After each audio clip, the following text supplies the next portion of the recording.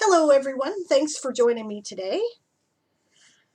Sorry that the stream is so late. I woke up really late today. I woke up and it was like 1:45, and I'm like, this stream ain't happening on time. So if I look exhausted, I'm still waking up, but I have my coffee, so I am good. Oh, thanks, Italia, for joining us. I saw the comment about you have to go to bed, and that's cool. Thanks for stopping in anyway. Uh-oh. Ah, yay! Thank you, Lorraine, for your follow. That's really awesome. Oh, and posture check. Oh, that's good. I need that today. My back is so sore, I tell you. Hello! I'm so glad you could join me. So there's a really interesting conversation going on in the chat while I was getting my shit together. Trended here says, "Oh my gosh, it's freaking Diane Morrison of Weird West fame. Am I famous now?" I know some people have started to hear about it. a little bit. Like when I was trying to get the Weird West novels serialized in Dreamforge magazine because they said they were, considering doing serials, right? And I sent my stuff and they had heard of me, which is kind of cool, actually. So maybe people are starting to get to know me a little bit, which would be nice.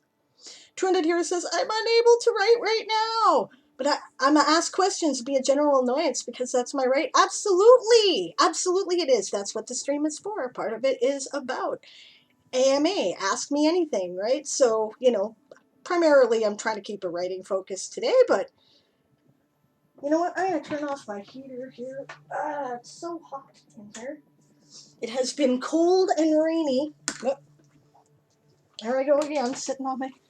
It's been cold and rainy here for days. Like, I do recall seeing this much rain in the Okanagan Valley before. It was a good 15 years ago, at least. The spinach did very well that year. That was the last year I tried to... No, the year after that was the last year I tried to plant spinach, because it was, like, really... It just...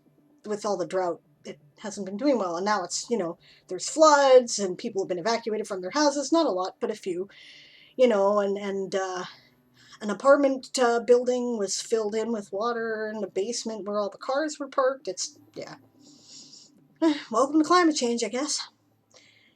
Cora Snow Books shows up and says hi.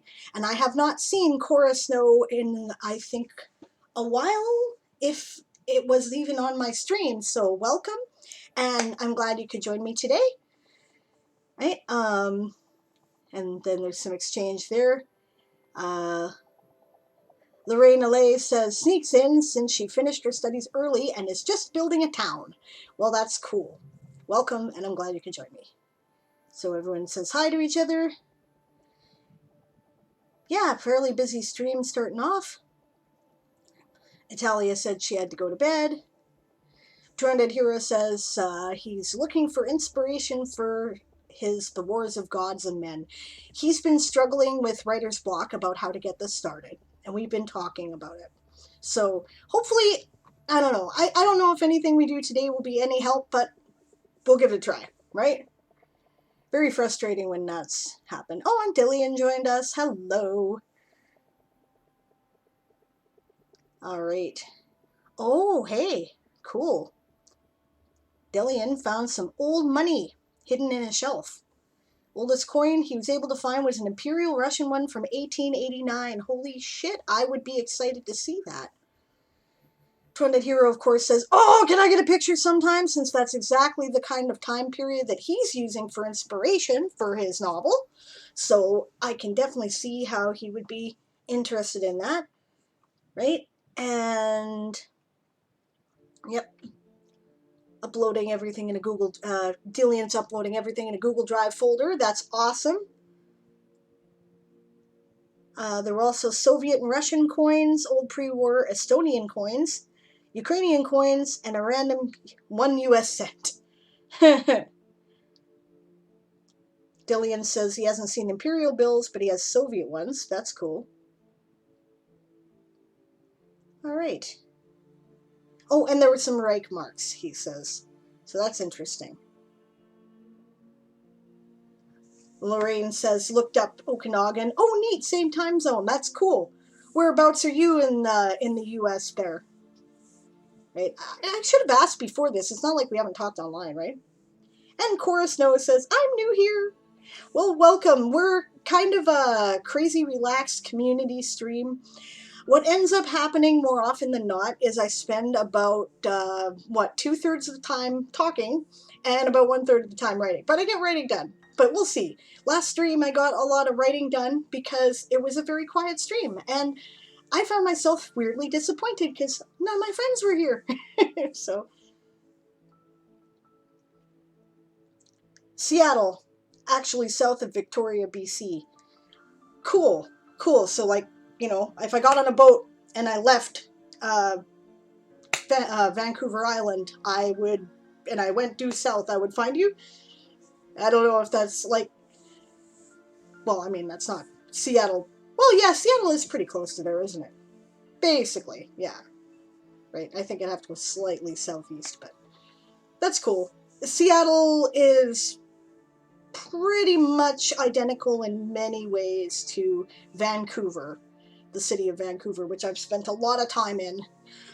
Excuse me. At one point, when my husband had a major car accident, he was in Vancouver General Hospital for a couple months, and I lived in Vancouver, actually. So, and yeah, I mean, Lower Mainland or Pacific Northwest people are pretty much identical. It's the climate. I'm sure it makes people a little insane.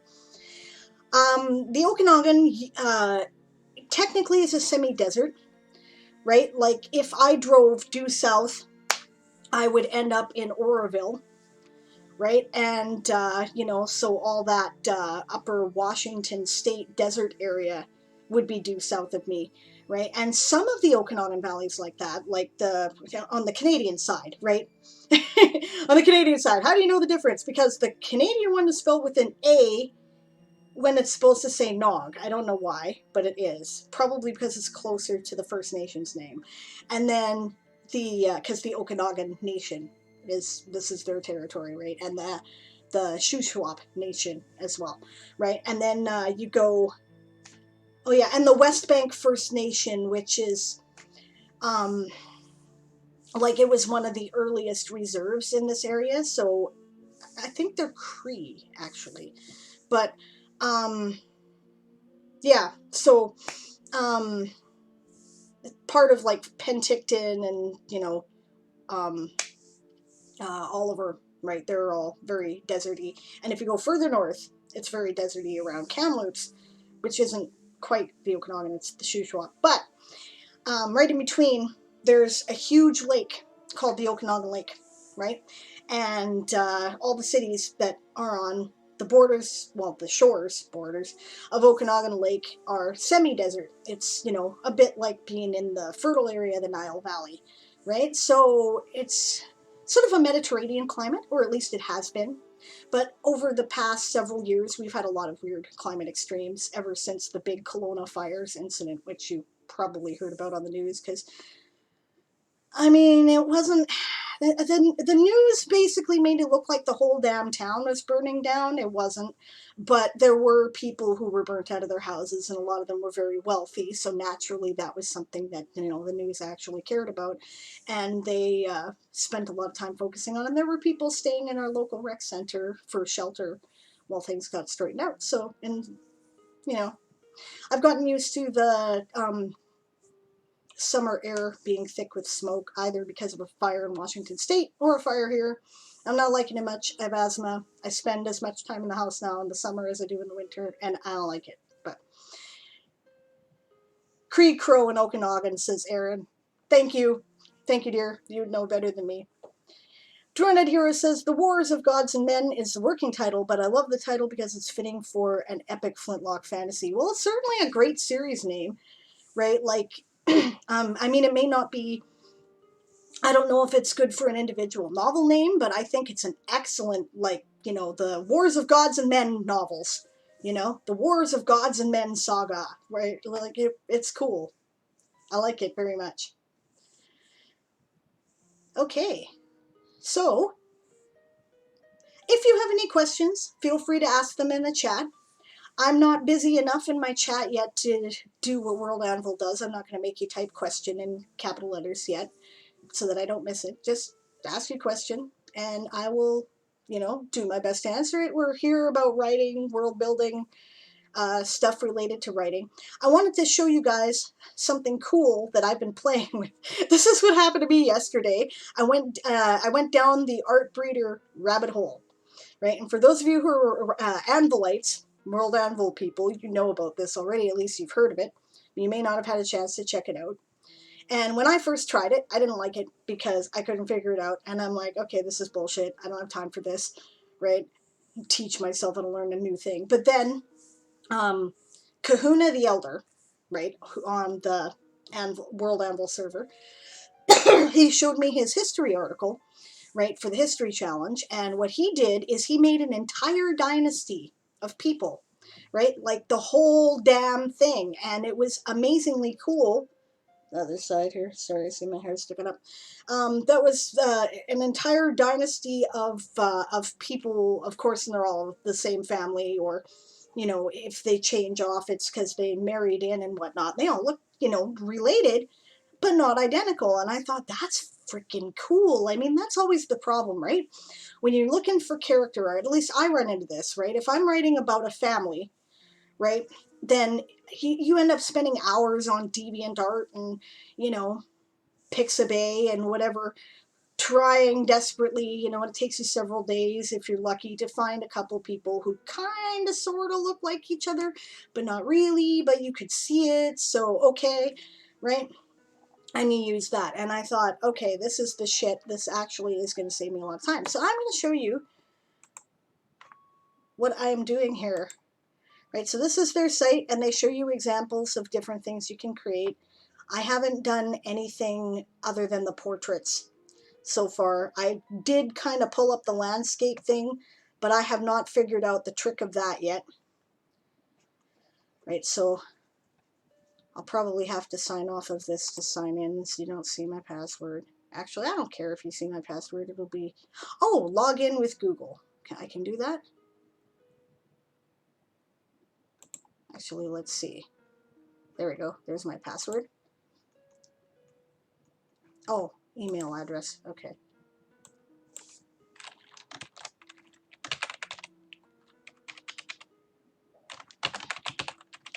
There you go. You get to see my email if you ever want to email me. By the way, don't bother because I don't check it. I'm absolutely terrible.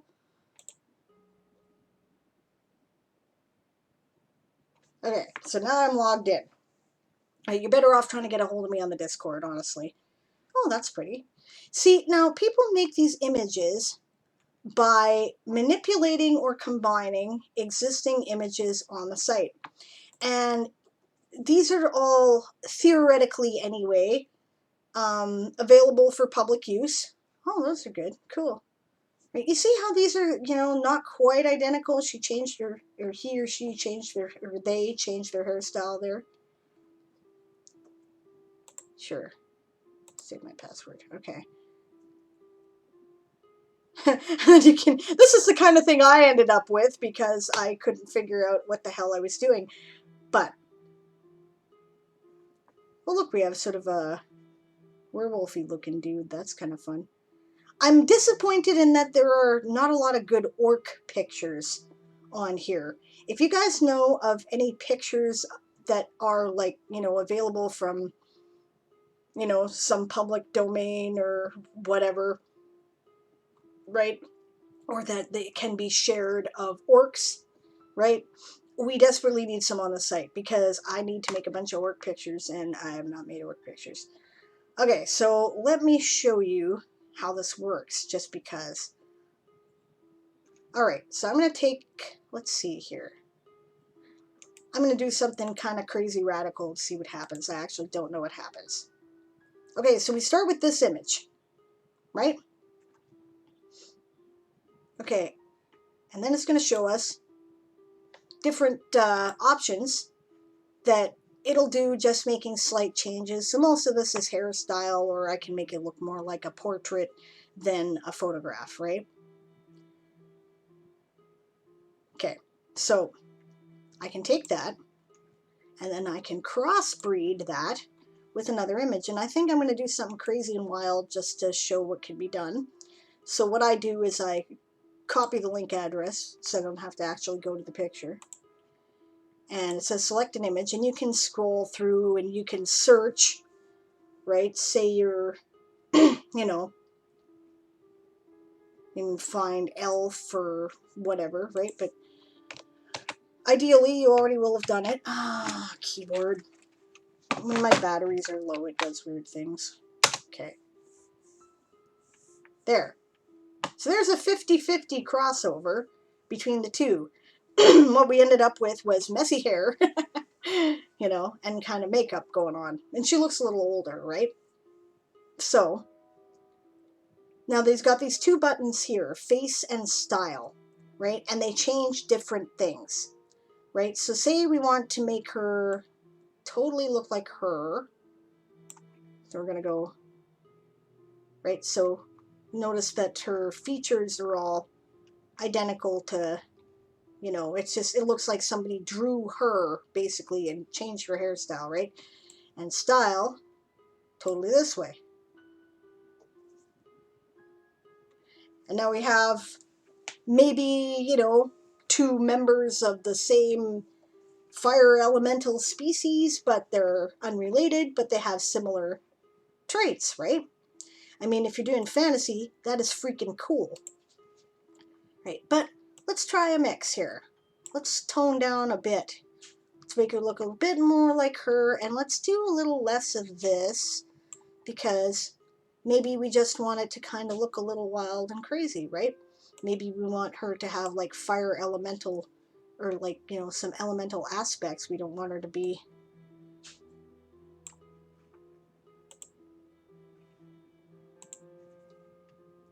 Oh, now I lost it completely. It's just slow.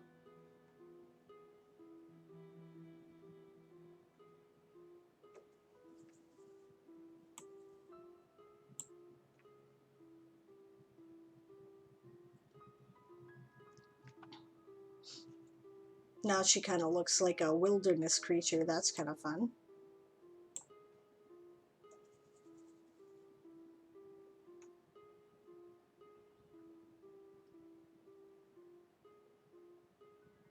I'm not getting as quite good results from this as I would have hoped, though. I kind of wanted to give her the shading. Oh, her eyes are starting to turn like bright green there. That's kind of fun. And she's got a bit of a purple cast to her skin now.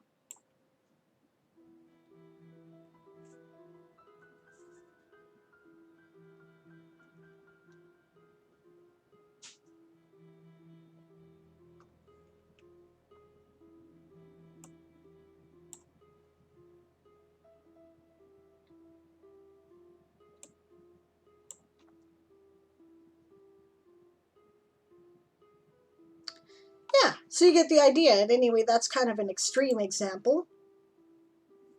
How do I upload my own images? Asks Erin Ree. That's a good question, and I don't know the answer. Let me poke around, because I haven't done it yet. So we're going to find out. Create. First, select a category.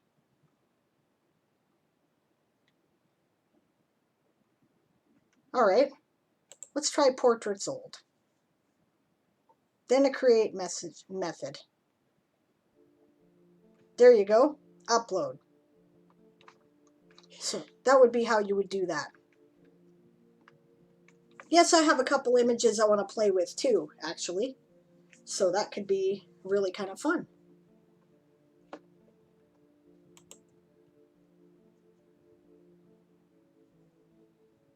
Yeah.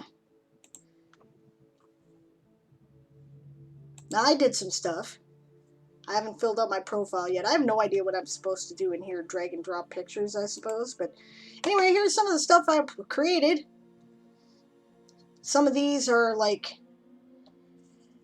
My one complaint with this is that they don't do great elves, in that they don't do the ears pointy enough. You just can't make it happen. But you notice you have elongated ears, right? So I can alter that in Photoshop afterwards, and I have done that.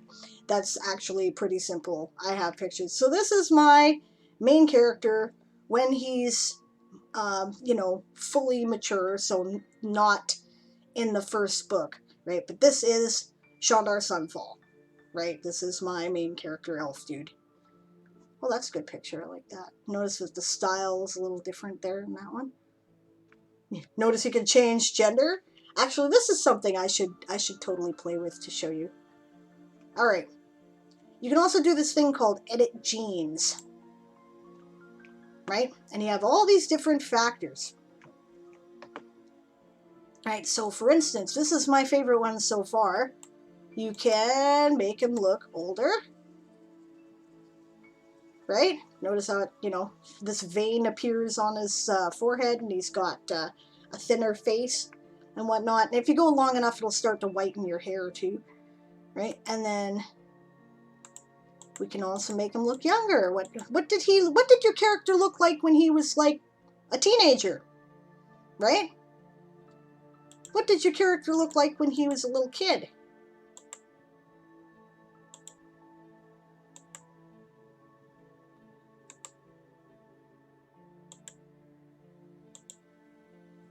I mean, right?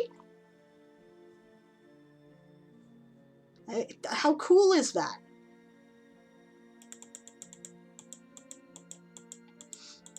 All right, suppose we want to see what he would look like as a girl.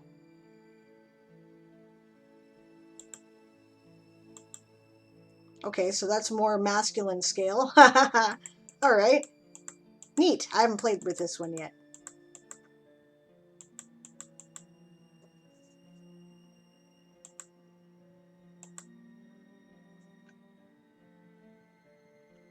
That's fun. I'm gonna have to remember that one.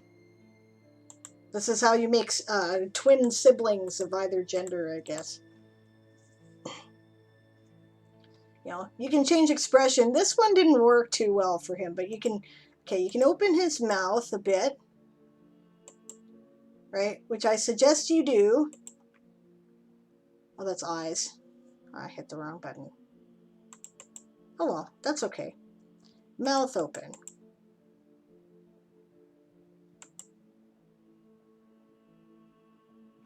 Okay, we're gonna make him smile a bit more. I think that just looks weird, but there we go. He's smiling. He's got a pretty good smile, actually. Right, cheerful.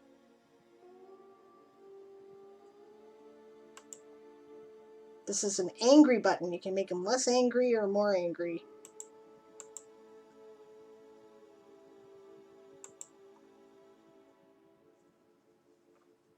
I mean, it's fun, right? Yeah, so you can do all that kind of stuff, and then you can save the results.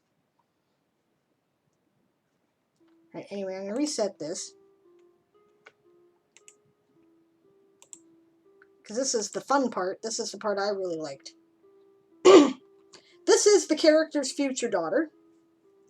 She has not appeared yet. So, bit of a spoiler. But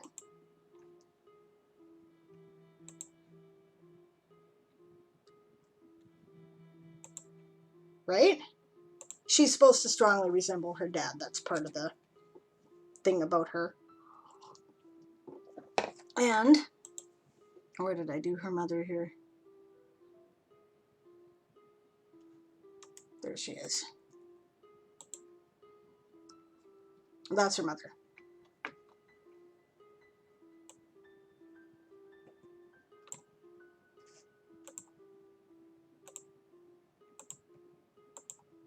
There you go. Whole family just created. You can see the resemblance, right? In the eyes and stuff. I think it's just the coolest thing you can do that.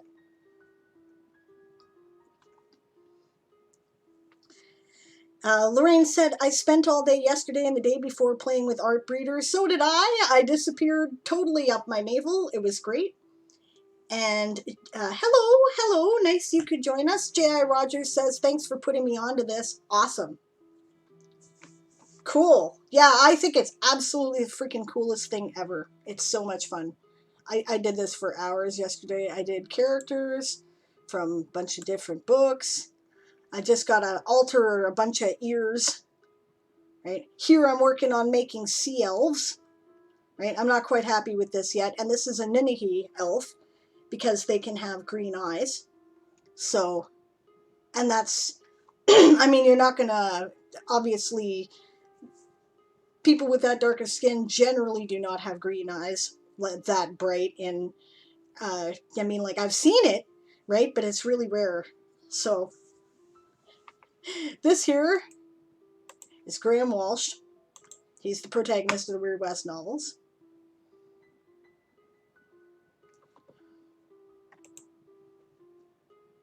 This is his father, Colin Walsh. Am I still live here? Ah! Okay, so it turns out if I reboot the computer right before I go live, then it works better.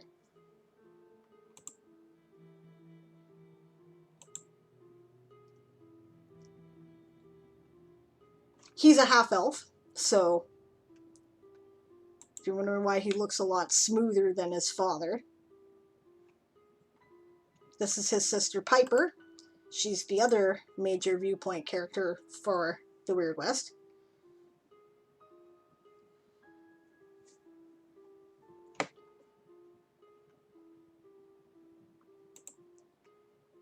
This is their mom, Genevieve Walsh.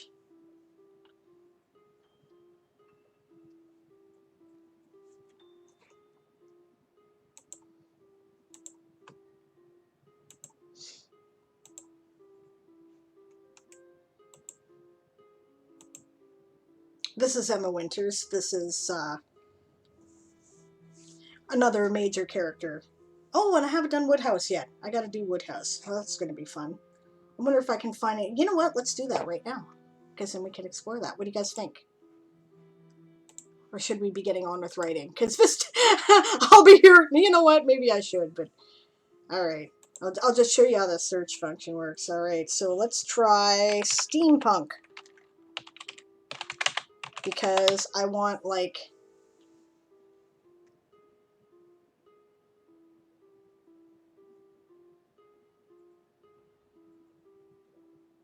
well, we got some really cool stuff.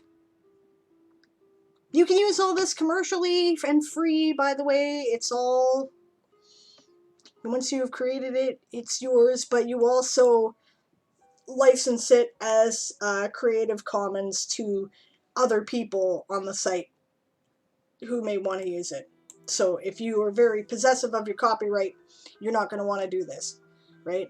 I am not that possessive of my copyright. I figure, what the hell, if people are inspired by what I'm doing, go ahead and do it. All right, let's try Top Hat. Well, this isn't very good, is it? All right. Bartender. Nope. The problem is you are kind of limited by what they've got.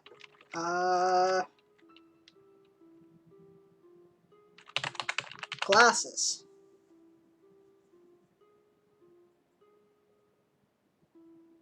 Well, that didn't work. Okay, there we go.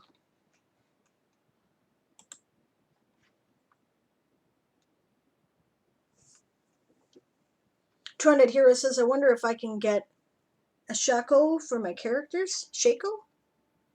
And Lorraine says, I'm not sure people tag their creations often. Yeah, you have to actually tag your creations for them to show up under a particular category. Sometimes it may just be better to randomly search. The only problem is that is fairly time consuming, so, you know, be sure that you have the time to spend on it if you're going to do that.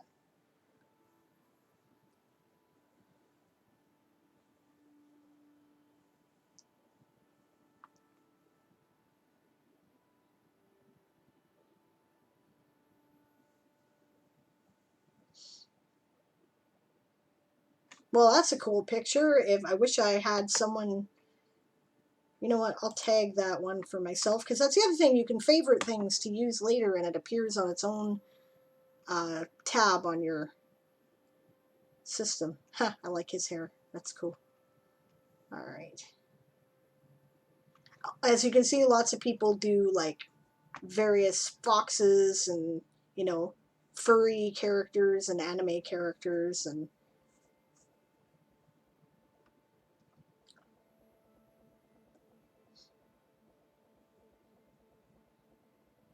that's disturbing.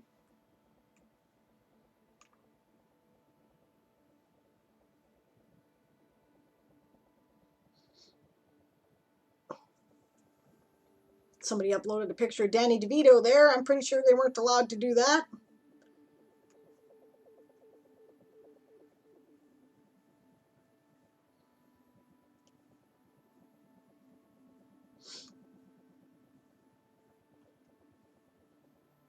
I wonder if that's that actress who played Meg in A Wrinkle in Time, aged up a bit.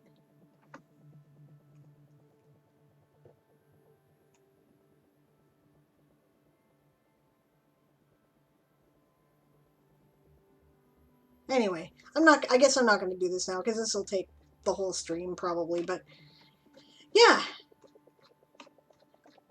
You may be better off just like hitting random. Let's hit random.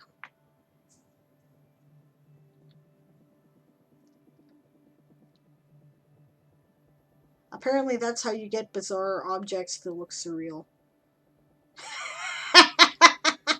That's hilarious. Scared dog face on a tiger? That's funny.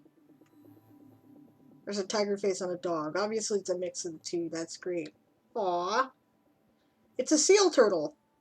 That looks like draconic. That's cool. Some dragon creature. Oh, I like this.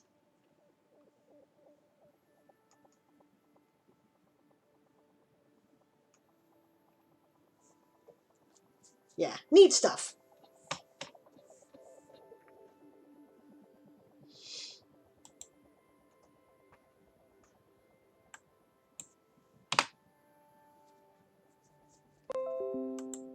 Oh, I screenshotted the thing accidentally.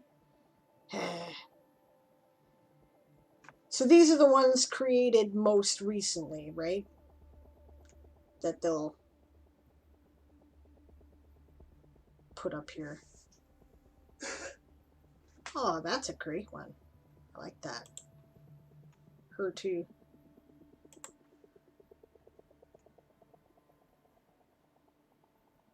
Anyway, that's Artbreeder.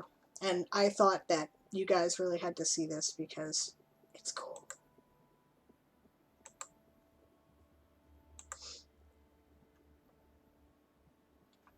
That's Emma's mother, Marie. So.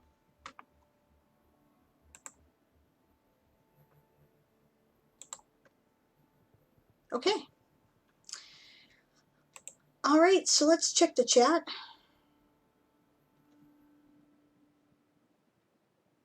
Oh, I've missed a posture check, sorry. Yeah, I should really go through and tag my creations. I don't think I have either. And I definitely should, so that people can make use of them to make their own things. Yeah, Trended Hero says, I've experimented with this. It's great fun. Thank you for the posture check. J.I. Rogers says, awesome tool for creative. The Big Juicy's here. Hello, nice to see you. Glad you could join us. Trended Hero says, I've also been looking into Eastern European styled fortifications. It's crazy how much of that history has been lost because of the Soviet Union. Yeah, I can't say I'm surprised. Right? They would have wanted to get rid of any sign of the imperialist age, right? So,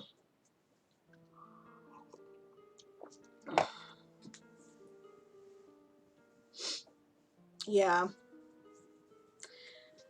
There is a cool star fort in Halifax, in Canada, that is generally known as the Citadel. That's like right about the time period that you're writing in, the time period that I'm writing in, right? And I had the opportunity a couple years ago. We went on a vacation. We drove across Canada in an RV, which was fucking awesome, right? And that's one of the places we went, and it was so valuable, right? To just see all that kind of technology like firsthand, right? Like the building, it's shaped like a star, right? And the walls all go like this, right? I'm sure you studied this, right? And it's built into the hill. So when you approach it now, right, there's a road that goes up the hill and you drive, right? And then all of a sudden you're inside the fort, right? And you park inside the fort walls, which are all shaped at these, various star angles. And then, and it's like this solid, stone wall, right? But it's got dirt all around it, right? Like in order to attack the fort, you'd have to get up the hill or shoot over the hill, right? And, and then it's all fortified. And of course you've got, cannon emplacements, right? Murder holes where people can fire muskets. And, like I would not want to lay a siege on, this particular technology, right? If you've got a star fort, that is a formidable. And then inside, there's like this whole a whole building, right? Where it's got barracks, and like now they've got touristy stores and a little restaurant and stuff like that. But you can tell, there used to be like the armory's still there, but they don't generally let you into it, right? And then there's two levels, right? You can walk along on the top or on the bottom, right? If you've seen nothing else, it's a bit like the setup in uh, Winterfell. No, wait, not Winterfell. The Watchers on the Wall, right? It's a bit like that setup, only it's much less rickety. Like it looks like, proper boardwalks and, all that sort of thing. And it's just awesome, right? And you can see how people lived and worked in there, right? But also how it was an excellent defensive setup, right? And it's like where it can overlook the harbor, right? The whole, like, because you go to the top of the second level and you look out over the battlement, right? And then it's got like the Halifax Harbor, part of it goes over here, and then the big bay out there, right? And you can see pretty much all of it, right? So I definitely see why it was placed there, and its strategic importance. And then they also let you fire off cannons if you want. You have to pay, but they'll let you fire off a cannon, and it's fun. It goes kaboom. It's great. It's very, very loud. Turnet Hero says, I love star forts. I've been to a few. One I suggest is Pedersey, and Zaraverd's Castle. Cool. Very cool. I will definitely check them out if I am ever where they are. I love these things too, right? And I just love that era and the technology, so I will definitely make a point of that. Dillian says, I have Teutonic Castle ruins a few kilometers from me, you lucky bastard. And a fully intact one around 50 kilometers in Curacao. Did I pronounce that right? Please correct me. I try to learn these things. The ruined one was blown up by King Fred. Right, right. Wow, Teutonic forts. See, we don't get cool shit like this in North America, right? The oldest shit we've got is like 1600s, which I've now seen, right? We went to Halifax, and then we also went to Louisville, right? Which was one of the earliest French fortress settlements in Canada, and it was there in like the early 1600s. And it's very interesting how much technology changed over about 150 years, which is the difference between when they were built, right? Because that one's very medieval, right? And it's not, right? There's a huge manor house that's very but it's so weird, right? Like the there's like the fortress and barracks and whatnot for everybody else, which is just this big wooden fortress. It's not a star fort, right? And then there's the governor's house, and they're the same size, and everybody else lives in the fortress, and the governor lives in the governor's house. To be fair, right? The chapel was also in there. They kept trying to build a church for the common people, but it just never kept happening. So everybody got to come into the governor's house, into their, well, chapel. Chapel is not a word for this. I've never seen this kind of luxury, but yeah. And anyway, this is the oldest thing, right, that I think we've got. Right, I've seen some really old graveyards in Maine. That was really awesome, but we don't get any Teutonic knights, which is cool. I've totally got to go. You wonder about the safety of travel in the post-COVID world, and you wonder if it's ever going to be safe to travel again, right? But I would really like to go and tour all that kind of stuff, right? I want to go see old Crusader forts. I want to see Roman aqueduct ruins. I want everything, right? I want to see all that kind of thing. That's what I would be doing Well, that and eating food, because I think you can tell quite a lot about a culture by eating their food. So I would do a lot of that. But yeah, Curacao Castle for Arensberg, if you are feeling German.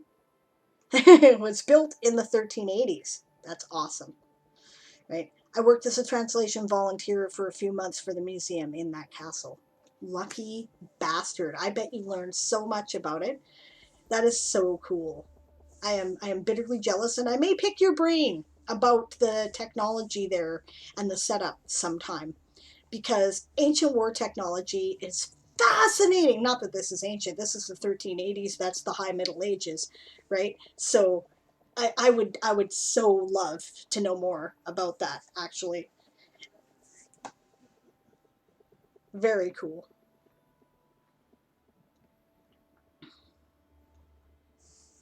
I have these two flies in here. They're driving me insane. I don't know how I didn't notice them when I was sleeping. Gonna have to get the bug assault out. I have like, okay, we don't have fly swatters anymore. We have bug assaults. You guys know what bug assaults are? They're like plastic Nerf guns, except they're designed to shoot salt, right? And you fill the thing with salt and you shoot flies with it.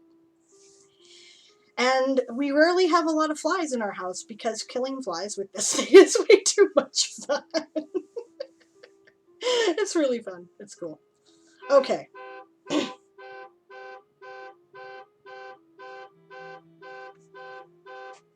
I guess the neighbor is having problems with their car.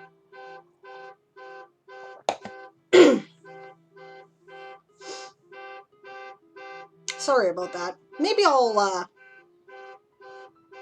take my opportunity to take a bio break so you don't have to listen to that. I'll be right back.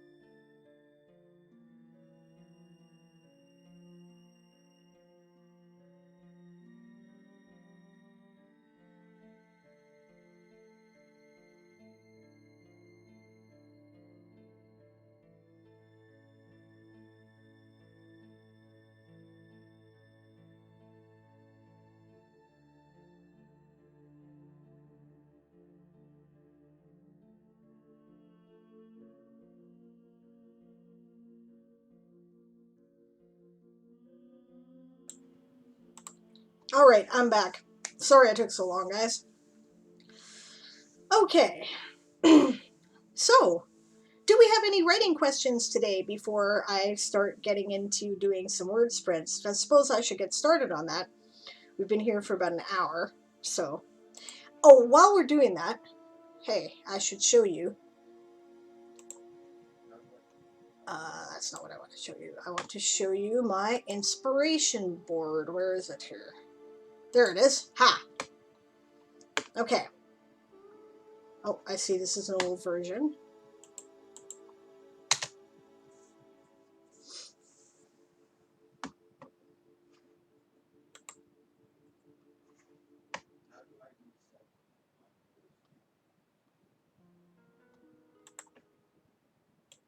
Okay.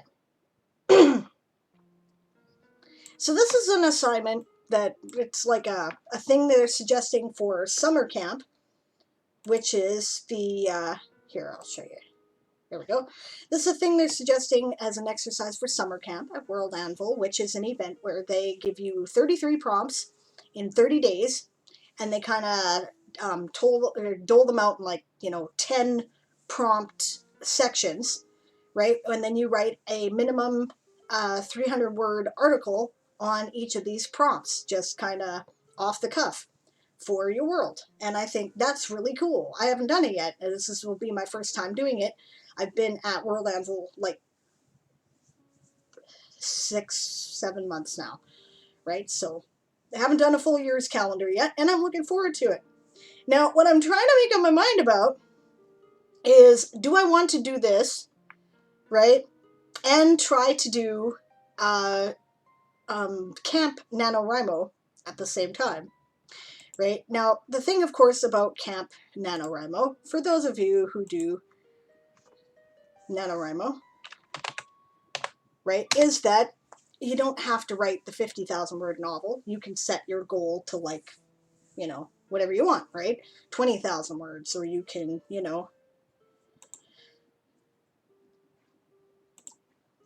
like, do editing or whatever.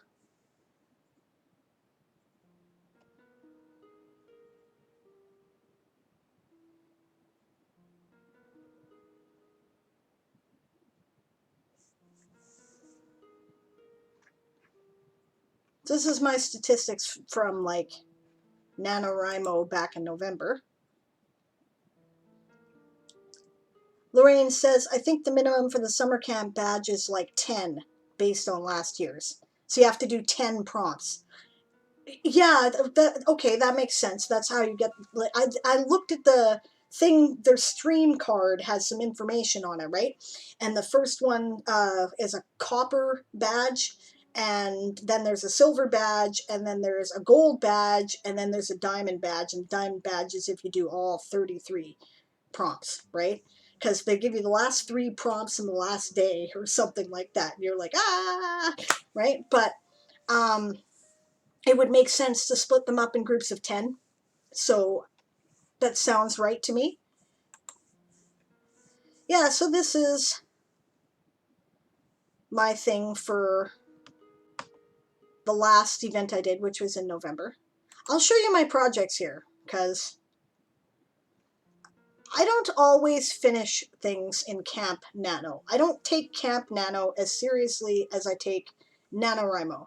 I do NaNoWriMo every year, and stay tuned for November, guys. If you do NaNoWriMo, I will be here. I will probably do like extra streams in order to do writing sprints. I probably will not talk nearly as much on the stream, right? Because I'll be wanting to get my damn writing done.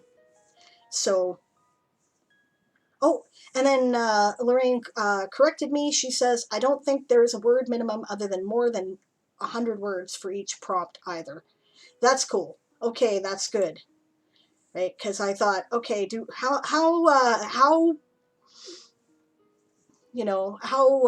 confident, cocky do I feel, right?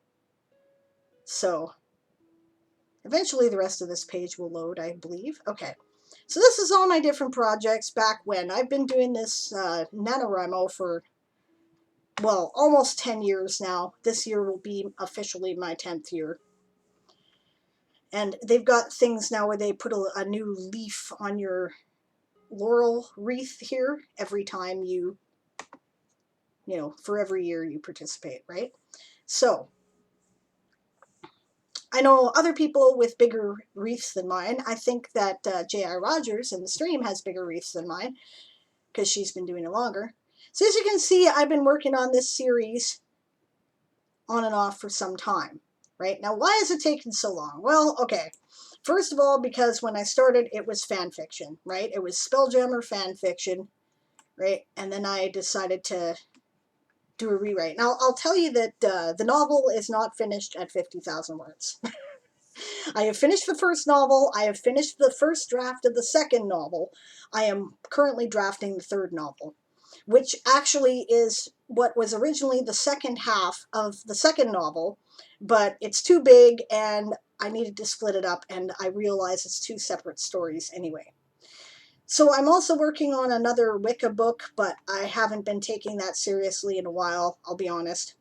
See, now here's a Camp Nano deal that I did not finish, right?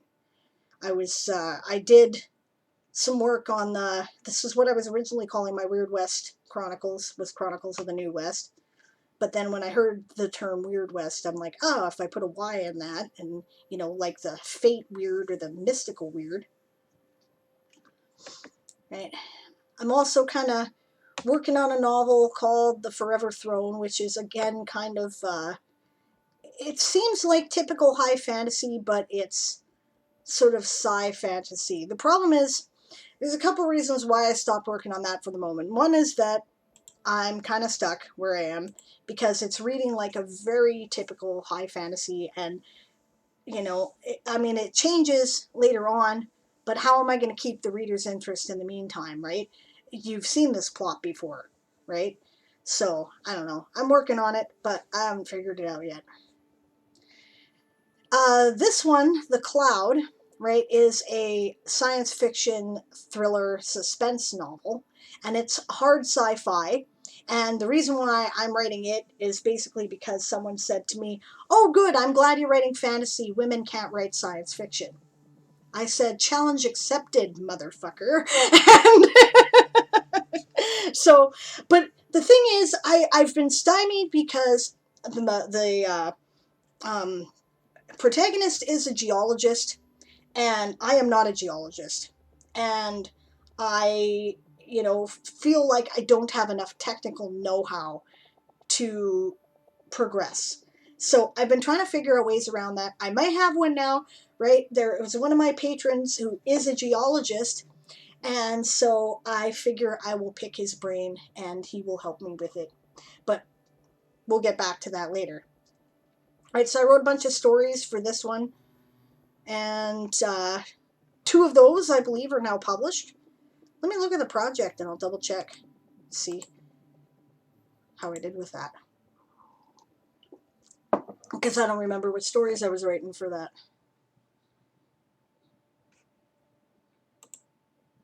Isn't that, like, interesting to look at?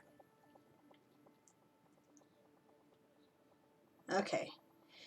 Delian says the best part of summer camp is the meetup, but that's not happening this year.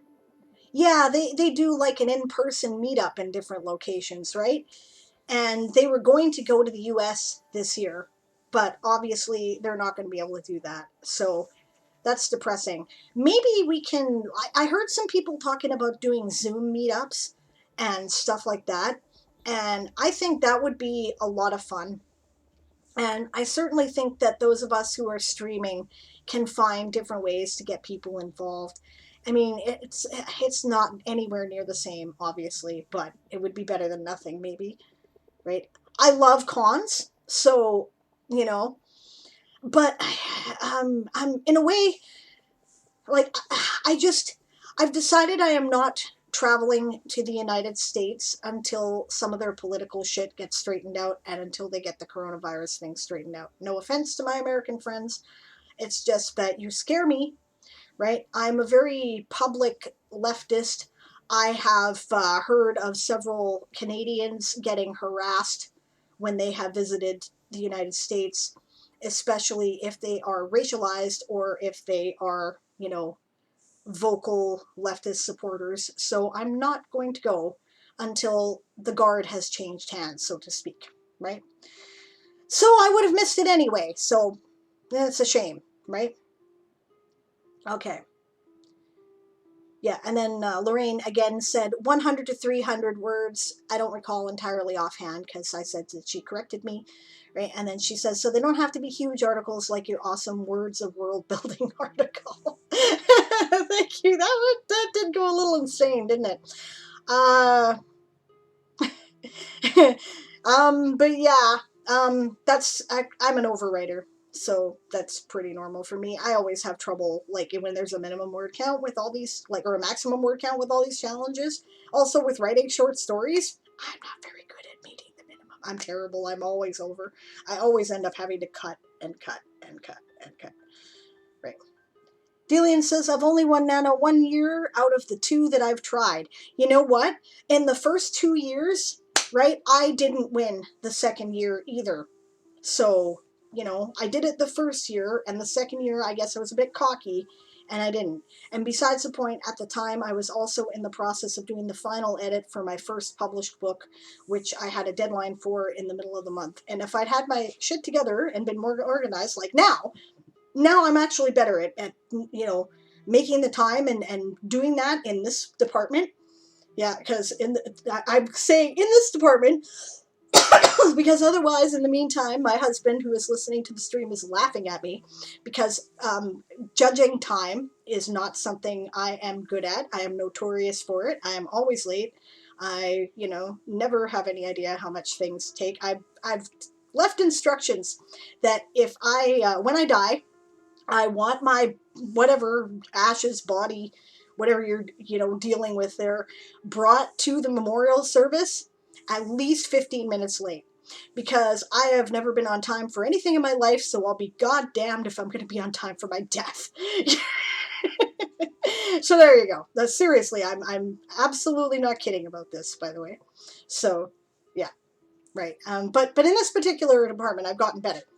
I should probably put it on the downtime because I'm talking now, right? But yeah. So what I should have done, if I had been smart, was made sure it was all done by October 31st, right? The edit. But I, didn't know how long it would take me. I hummed and hawed. It was my first published book, so I was really nervous about whether I would get it right, and it took me until the middle of the month. So I did not manage to finish my second year. And but I have done every November since. I have succeeded at that.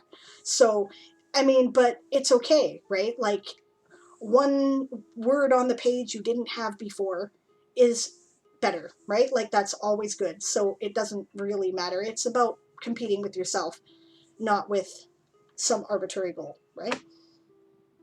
And then Dillian goes on to say, yes, this year was supposed to be US, and last time was Berlin. I heard the Berlin meetup for summer camp was amazing. People are still talking about it.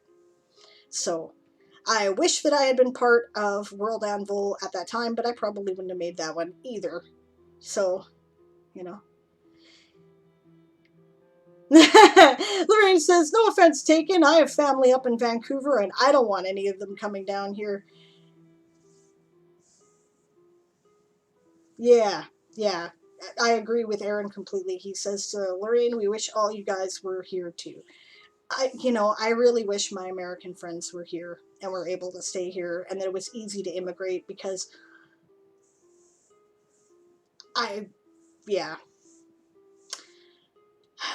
maybe these protests are going to change the tide.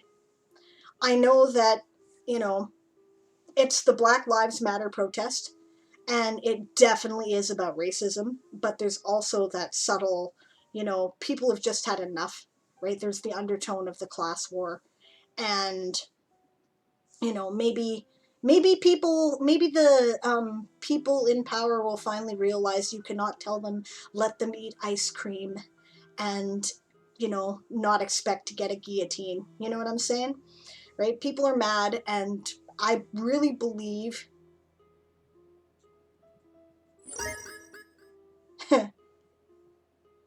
Oh, thank you for the bits. True Undead Hero. Nice. Lorraine says, dude, you guys have universal health care. Dude in non-gender definition. Dude is perfectly acceptable non-gender word in my opinion. So, yeah, and our healthcare isn't even as good as it is in a lot of European countries, right? It's not as good. But then the reason why is because our politicians are kind of able to point south and go, yeah, you could be those guys. And we go, oh, yeah, we got it better than them. So, I mean, like, the biggest thing I was hoping for was that the Medicare for All thing would pass, right? And then, you guys would get dental and optical and all that stuff. And then we could go, hey, it's a point of pride up here that our public health care is better than the United States, so where's our dental and optical? And so, yeah. Delian says, somehow I ended up stumbling across Dimmy in the middle of Berlin a day before the meetup. He was so nice and bought us free food. That totally sounds like him. Those are some really nice people, aren't they? Dimmy and Janet. Yeah, I think they're very cool, and I think they're one of the reasons why World Anvil has been so successful. I'm trying to get at least Janet on my podcast, and our schedules just have not meshed. Part of it's the time zone, right? And part of it is that we both work really hard, right? So, but I want to talk about that. Right? I want to talk about how, oh, thank you for the host, World Anvil. Speaking of nice people, awesome, cool. I really appreciate that. Thank you. Yeah, but really, like, World Anvil is an amazing utility, and I love it, and it's some of the best money I've ever spent. Hi, Secondhand Samurai. Nice to see you. Yeah, but it's the community that makes it something truly extraordinary. And, it's because Janet and Dimitri are good people, and they gather good people around them. And it's wonderful, so, yeah, good stuff. Yeah. Dillian says, sadly, there was no Janet in Berlin. Thank you for more bits, True Undead Hero. You're awesome. Right? Oh, sorry, I missed one. Okay, Lorraine says, okay, Secondhand Samurai did a World Anvil emoji, which is awesome. Lorraine said, wasn't it in the meetup last year that Demi sat down on the sidewalk to get World Anvil back up because it was down in the middle of one such meetup? That sounds like him too. I think it was last year's summer camp meetup anyway. That is hilarious. Right? Delian says, sadly, there was no Janet in Berlin, but Demi gave good hugs. I bet he's an amazing hugger. He looks like a guy who knows how to hug, right? Hug with your whole heart. None of this, we're not gay and I'm, not actually, patting. Yeah. Hugs, Hugs. Hugs are good. True Undead Hero says, what's your opinion on supernatural entities being real in the world? I'm considering entities such as death and fear being real in my world. Physical entities people can talk to and interact with. Well, it works for Terry Pratchett. And it worked for even Pierce Anthony. And I think that can be really fun. I'd say that, sure, why not? People used to believe you could meet death on the street. We have all kinds of folk tales about meeting death or meeting, angry spirit of nature or whatever else that, physically in person. So why wouldn't you? I think that could be a lot of fun and it could be very interesting. There's probably superstitions around it. There's probably a procedure of politeness that you're supposed to observe if you ever run into one of these entities on the road. And let's see. Yeah, look at the Baba Yaga tales. Okay, because if you're obviously writing a Russian culture inspired, but Baba Yaga was like that, right? Baba Yaga left Vasilisa alone, and she survived living in, Baba Yaga's hut for a year and cooking her food because she was polite and did the politeness stuff properly, right? So it's very important to follow the social codes when one is dealing with such entities. And you see that over and over again. It's in Celtic folk tales. It's in First Nations tales of running into animal spirits, right? I think sometimes that fairy tales exist to teach us how to obey social convention. So there is that.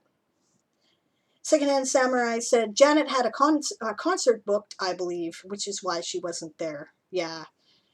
She was still singing opera at that time. That's awesome. If I ever get the chance to pick her brain about that, I really want to. I adore opera, and I'm a musician myself. I'm not an opera singer, but I'm a singer-songwriter, and I would love to know, some of the behind the scenes stuff and, technical information and stuff. I mean, she doesn't have the time, but if I ever manage to nail her down so that she did, I would totally pick her brain about that.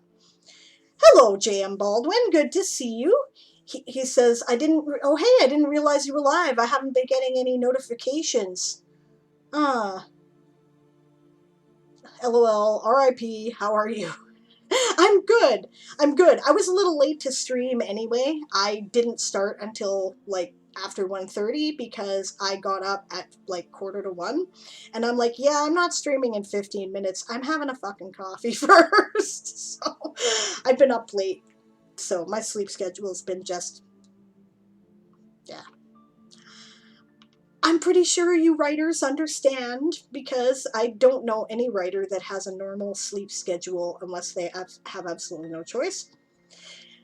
Secondhand Samurai says, Dimmy has done tech support live during every summer camp so far.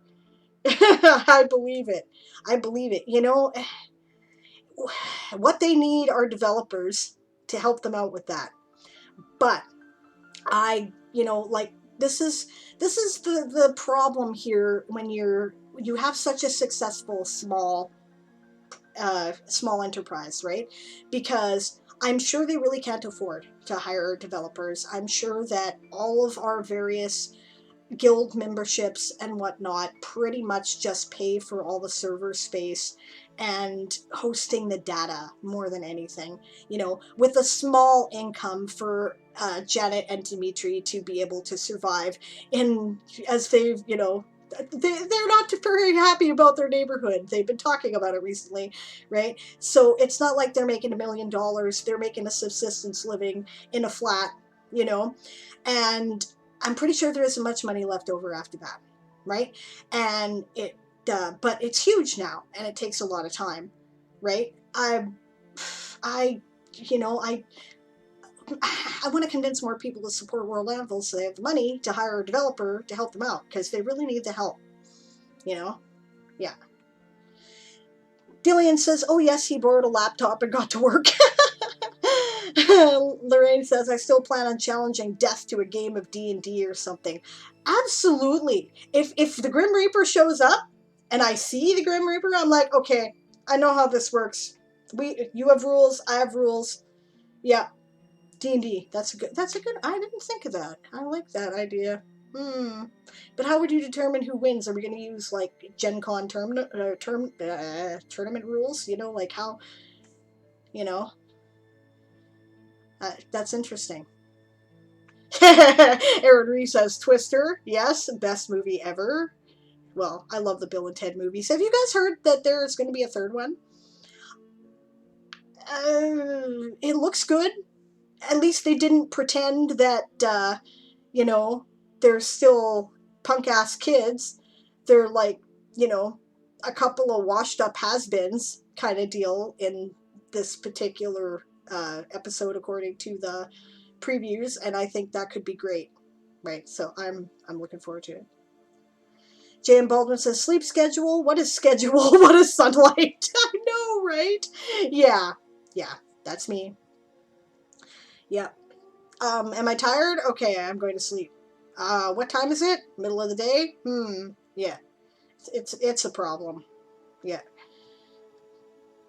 The Big Juicy says, I still haven't gotten my 2K words today. Writer's block is kicking hard. Only 300 words today. I feel your pain. Trunded Hero says, yeah, I'm still figuring out what the story will be for the Wars of Gods and Men. I definitely want it to be a war story with magic and godlike entities. Okay, am I mixing up your Crimean War? Right? No, but I thought you had a story. Or am I mixing that up? Okay, bye, Aaron. See ya. He's going off to watch the Young Turks, which is what I would be doing if I weren't streaming. Lorraine says, D&D would only work if Grim doesn't look at me and point out that that's basically what life is. Good call. J.M. Baldwin says, Bill and Ted is my childhood. I love those movies so much.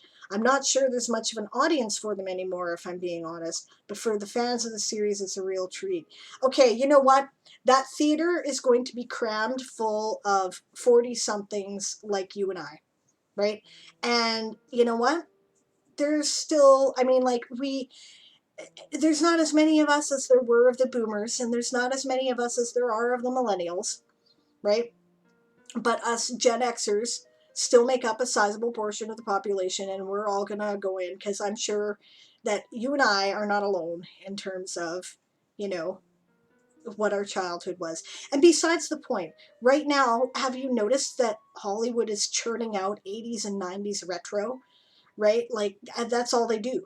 So, obviously, the millennials must be paying for it because they don't churn out things that don't make money, right? So, and who can blame them, really? Because it was a much more optimistic time even than now, which is depressing considering that, you know, it was the Great Recession when I went out into the workforce.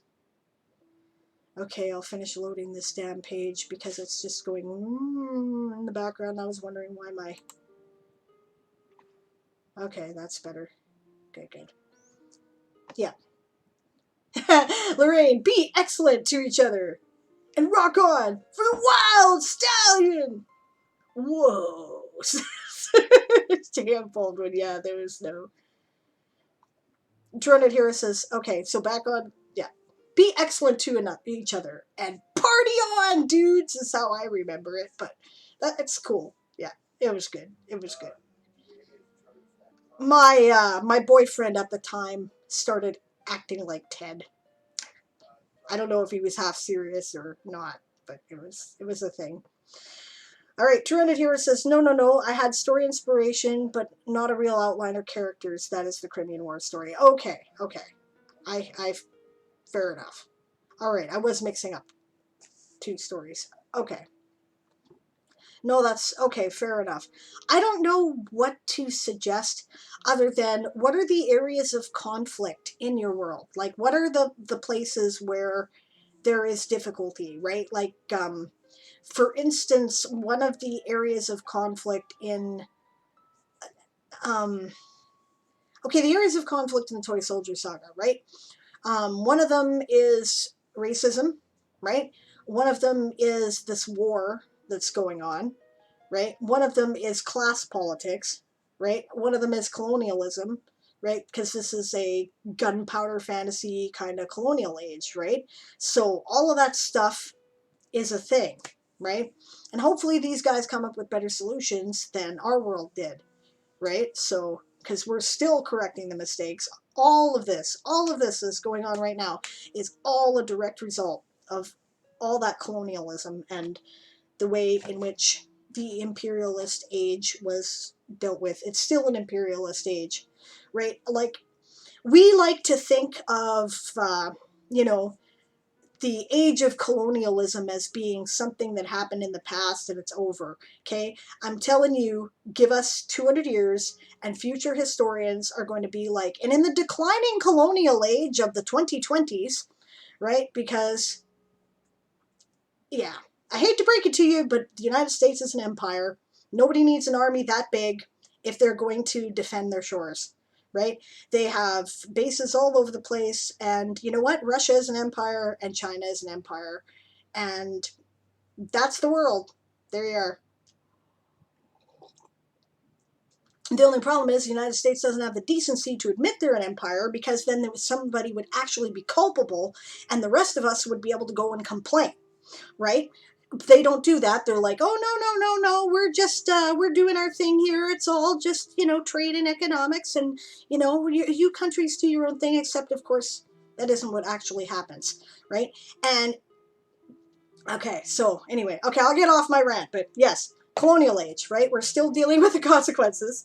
So, um, you know, what would be better solutions, right? These are things you can look at in the course of the novel. Or maybe your point isn't to look at solutions. Maybe your point is to point out the flaws in logic that created the bad situation in the first place and draw attention to what's going on in our own world, right? Wherever there is points of conflict, like, okay, colonialism often leads to huge economic disparity, right? So what's the economic conflict going on, right? How do the poor feel about the rich? How are the poor surviving, right? And there's stories in all of these. Wherever there's a point of conflict, there's a story. So you could go into any of that. Okay, Lorraine says Gen X and the children of the Gen Xers will crowd the theater. Millennial daughter of Gen Xers. Yeah, you grew up on Bill and Ted, eh? Right? So did my kids, right? So I'm sure they'll be there, right? Because I watched it like a million times, and it wasn't a movie you would turn off when the kids came into the room. It wasn't, something inappropriate. So of course they watched it too and learned to like it. And I think that that's what's been going on for a lot of things, right? I think, and that's kind of unique because we used to separate that. KJM Baldwin says, oh, for sure, nostalgia brings in the money these days. Yeah, well, Hollywood wouldn't be doing it if it didn't, because Hollywood is all about the bottom dollar. They have no interest in actually, creating art, right? They are not interested in any of that. They want a marketable product. Sometimes you get art by accident in the marketable product world, like, and what's art is, I'm not going to argue about that because that's personal and subjective. To me, the Avengers movies were art, right? But, yeah. Lorraine says, I couldn't recall if it was Rock On or Party On, dude. Might have been Rock On in the sequel. It might have been. I think they did that at least once. So I think you're right about that. Lorraine says, we're Team America World Police. No comment. Fuck yeah. Truehead Hero says, I know the religion may be a big thing, as that is kind of what Crimea was. Yep, but also it appears that gods are in some way real in this world. Well, okay, if the gods are real, you can always have the gods fighting each other in the streets, which probably isn't going to be good for the mortals. So,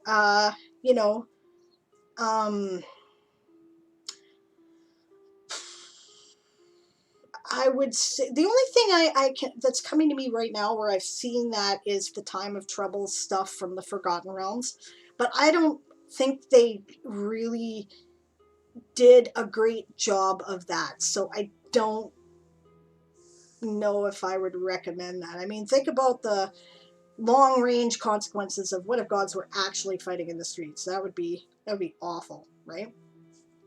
Okay, J.M. Baldwin said, have you read Save the Cat book?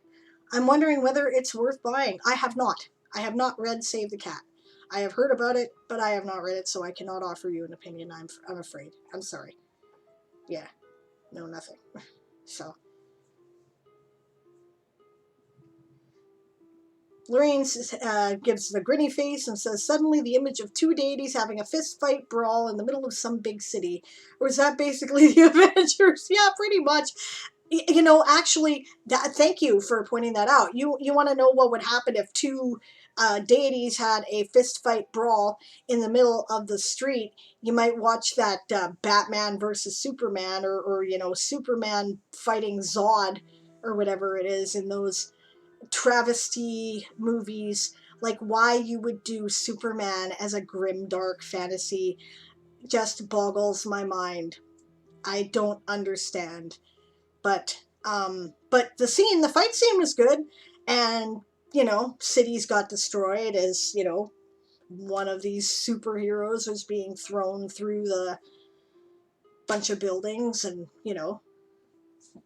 basically a major disaster, right? Which is, of course, why Batman decided that he was going to, like, hunt down Superman. Like, okay, I know this all came from the comic books, but it's like they picked and, cherry picked the worst possible Grimace stories they possibly could and didn't bother to build up to any of them, right? The only uh, decent movie that, and okay, and I haven't seen Aquaman yet, okay, but other than that, the only decent movie so far, in my opinion, was Wonder Woman in that whole damn series. So, but that's me. So you're welcome to have your own opinion. I promise you we'll still be friends, even if we disagree. You can like both Star Wars and Star Trek. It is allowed. I'm sorry. Yes, it is. So, yeah. But actually, you're right, Lorraine. The original point being that those are good sources of inspiration to find out what happens, right? And I would say, I would actually, in this case, suggest that the DC movies might be a better choice for that, because they kind of give you an idea of what happens to common people, right?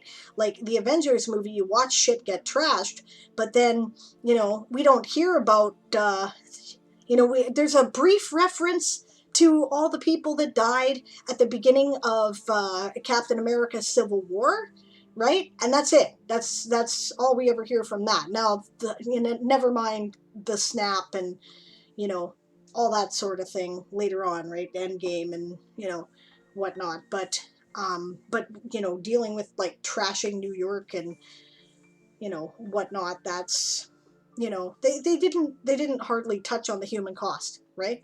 So that DC actually did that better in that respect. The only problem is they did it with Superman. What are you doing? Okay.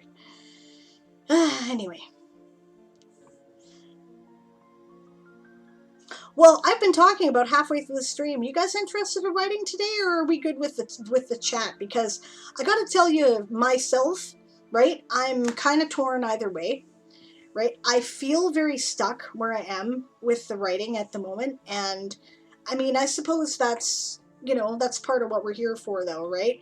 So I'm not going to do very well in the writing sprints today, right? Now, on one hand, I'm like, well, the reason why you do these streams, Diane, is so that you can sit down and actually get some writing done. And that's true, right? And sometimes you really do just have to beat your head against the keyboard until something leaks out of it, right? And that's kind of where I am.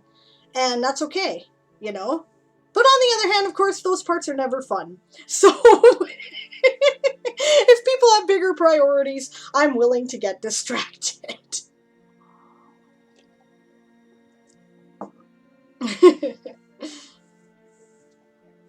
So it's up to you guys. I see the stream's fairly busy today. I'm having a good time. We're talking about writing. We're talking about world building. We're having fun. So it's up to you. Did anybody actually come here to write today?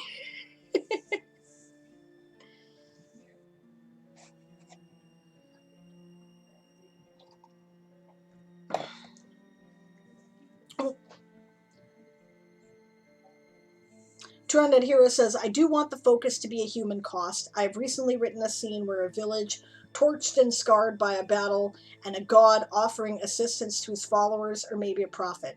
But it's an intense scene and I like it. That's great! So, thank you for the posture check. Yes. See, I need glasses. So this is why I'm like... But yeah, thank you. I appreciate the posture checks. I need them. They're important. I slump. I'm terrible with it. So, yeah.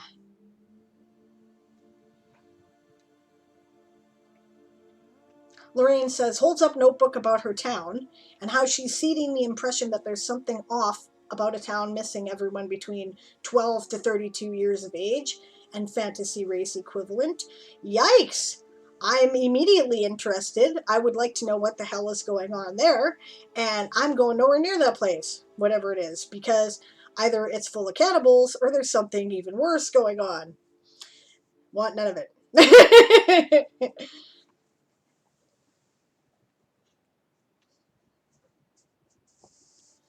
Very intriguing. It's a good idea. Sacrifices? A cult? Who knows?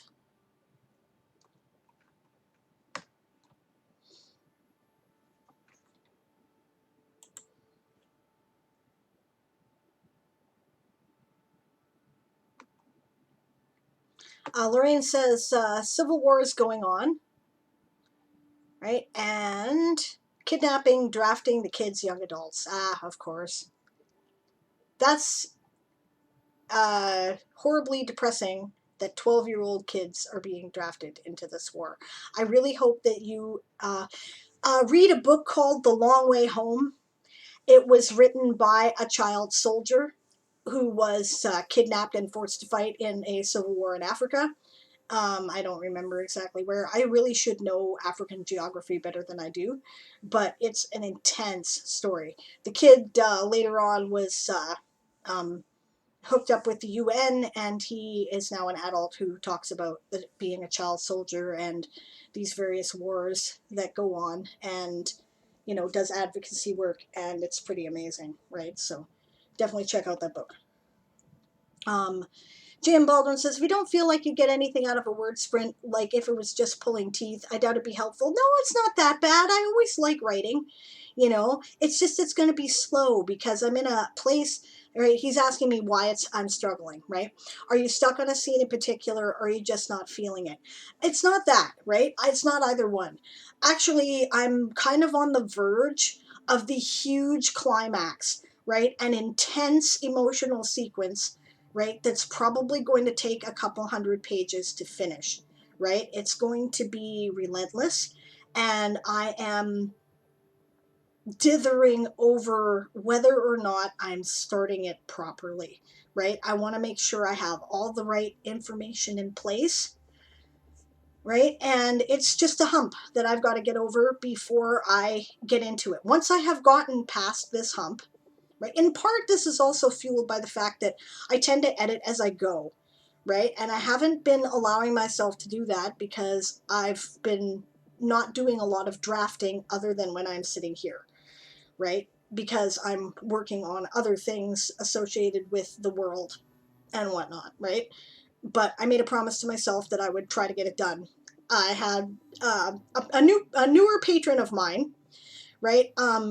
Was one of the fans of my fan fiction when I was putting it out there, right? Before I changed it. And he was like, are you done yet? Right? And I'm like, I owe it to him to get it done, right? And if there's one of him, right, and I ran into him, there's more, right? So I owe it to my readers to get it done and stop dithering. So I'm working on it, right? But I feel like I'm missing something. I feel like I haven't, have I successfully established all the little elements in play to make this domino display work, right? And it's stupid, honestly, because you can always go back and fix it later. It's the same advice that I give to everybody else. It's a word processing program. You can insert things, you can cut them and move them around. There's no reason why I have to be all paranoid about it, but I am. And once it gets going, I'm not going to stop, right? I've been waiting to write this for literally 10 years. And yeah, right? So that's what it is, right? Lorraine says, also giving one of my players the chance for the character to be a noble who does something. That's awesome. Yes. Nobles who do something, since these are her people. Yeah, there you go. Your people. There's a civil war going on. Little kids are being sent to war. Fix it. You're in charge. It's your job. Good stuff. I like that a lot. The children are generally being used as messenger runners and supply delivery support for the front lines.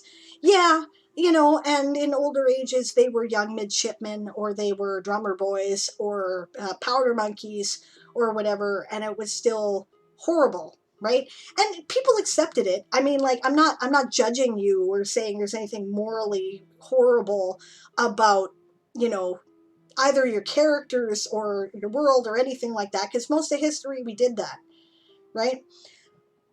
But war is awful, and we know now that even seeing the horrors of war can fuck you up, and it's, really harsh when the world demands that children experience that.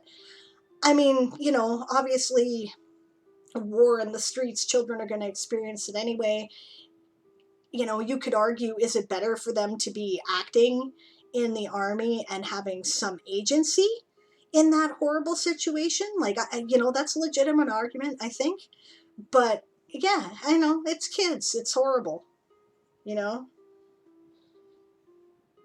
And to be fair, right, in the Toy Soldier Saga, my protagonist is technically a child soldier, right? He was a midshipman aboard his father's ship when they were just, policing pirates and merchants and things like that. War broke out, and to their credit, it was the policy of the Avalonian Navy to dismiss all their underage members because you cannot take them into a war zone. But my character decided that he was going to lie about his age and join up anyway, right? And so, obviously, I feel that it's an issue worth talking about, right? And I've done a little research into it because of the fact that he is a child soldier. I mean, he's 14. It's not like he's 9 or something. Equivalent, like he's an elf, but, yeah. J.M. Baldwin says, oh, okay, I get you. I get you. It sounds like you still have some of the thinking process to do, which can be a little slow and unpredictable. Yeah, it's true. Right? I'm not saying I don't want to do it. If you guys want to write, that's what I'm here for, right? So, and sometimes you really do just have to kind of, like I said, stare at the keyboard for 2 hours and hopefully something comes out. And eventually it will, right? If you make the time for it and you do the writing, it will eventually, right? And maybe it's good, like that this show is all about the writing process, right? So if that helps people to know that even people who feel confident enough to do shows on writing and people who have published, right, will struggle with that from time to time. Yeah, it's part of the deal, right? I think Jenna Morassi and Stephen King and everybody else is right about that. You just got to keep making the time and keep trying, and eventually you'll break through. Right. Lorraine says, I was taking inspiration from Johnny Tremain, which was about the American Revolution. Cool. I have not read that or seen that. I don't know what that is. But it sounds like something I should read or see. So I will look that up. Lorraine says, I'm glad for your, oh my God, that's horrible and concerning reaction. It is. It's horrible. It's horrible that the kids have to experience that. It's horrible anybody has to experience that. It's one of the big themes of my book. War sucks, okay? War is not this wonderful, glorious thing. War is terrible, right? And we should not want to do it, right? So at the same time, right, I'm not saying, I'm not, I'll say I'm anti-war and pro-military, all right? Which is kind of a weird stance, but I mean, the truth is that I don't think we will ever completely abolish war. I think that it will still exist because there are some things. Okay, I think one of the reasons why. Okay, all right, okay. I can't help but get political here, but I don't mean to be political in that respect. I'm using it as an example. It is my opinion that one of the reasons why things have been allowed to get so bad economically, and I take my own share of the blame in this, because when I graduated high school and went out into the real world, it was the middle of the Great Recession. Canada was in an economic collapse, right? I spent several years without a job. I worked under the table because that was all I could get, right? And, um, I'm still traumatized from the experience. And the thing is, we have been willing to try to make peaceful change for far too long, right? We have been willing to tolerate a lot of abuse we should not have tolerated as a people, right? And especially when it comes to, different groups of haves or have-nots, right? Which is part of why the ruling class encourages isms, right? Racism, sexism, transphobia, homophobia, those all exist to help delineate, the class of the haves and the have-nots, right? And we've been willing to tolerate it for far too long, and maybe, we should have been burning down targets before this, And look at how quickly shit gets done when we start burning down targets, because anger exists for a reason, and sometimes you just cannot tolerate some things anymore, right? So there is such a thing as the necessity of war, right? But I think we're far too quick to do it. I think that more often than not, we end up doing it for reasons inspired by greedy leadership. And I think that,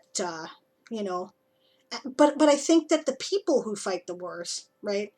I think that, okay, you get the occasional psychopath, and hey, it's a good place to be a psychopath, honestly. You have specific rules. You know when it's okay to be a psychopath and when it isn't, usually, if the checks and balances are working right. And so I don't even have anything against that, right? But, being willing to put your life on the line for your people is noble, right? It is, regardless of whether the war you're in is noble. Right? And often the wars we're in are not. And even when the reason is justified, right, often people go too far.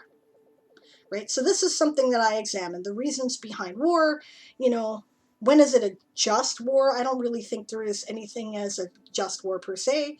Yeah, it's a thing, right? So, yeah, right? And why am I talking about all this? Because it has a bearing on the things that motivate us to write. And actually, since 3 of us are writing things right now that all have to do with war and those issues, yeah, it's part of our motivation. I think it's part of mine. Oh, hi, Story Girl. Nice to see you. Glad you could join me. Lorraine says, it's a Newbery Award winner. Awesome. I love it already. And was a book my parents had on their high school reading list. Okay. All right. So Johnny Tremain. I will make a note. I'll do that right now. Where's my pen? Okay. Because I will totally look that up. Thank you very much for telling me about it and the recommendation.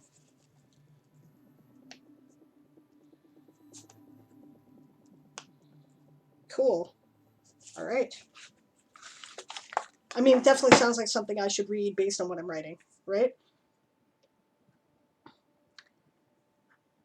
And then Lorraine waves to Story Girl, rereads her earlier comment. The book their high schools had as required reading, I mean. Yeah, I figured that out. Actually, that's what I assumed you meant by reading list, so it's all good. Story Girl says, honestly, not staying for long, fading fast. It's 8 a.m. and I've been up since lunchtime yesterday. Good God, why are you here? Go to bed. Get some sleep. I'm glad to see you, but it's always nice to see you, but, holy hell. Like, come on, get some sleep, girl. It's ridiculous. Okay. Gillian says, is an independence war not just in most cases? Ha, okay.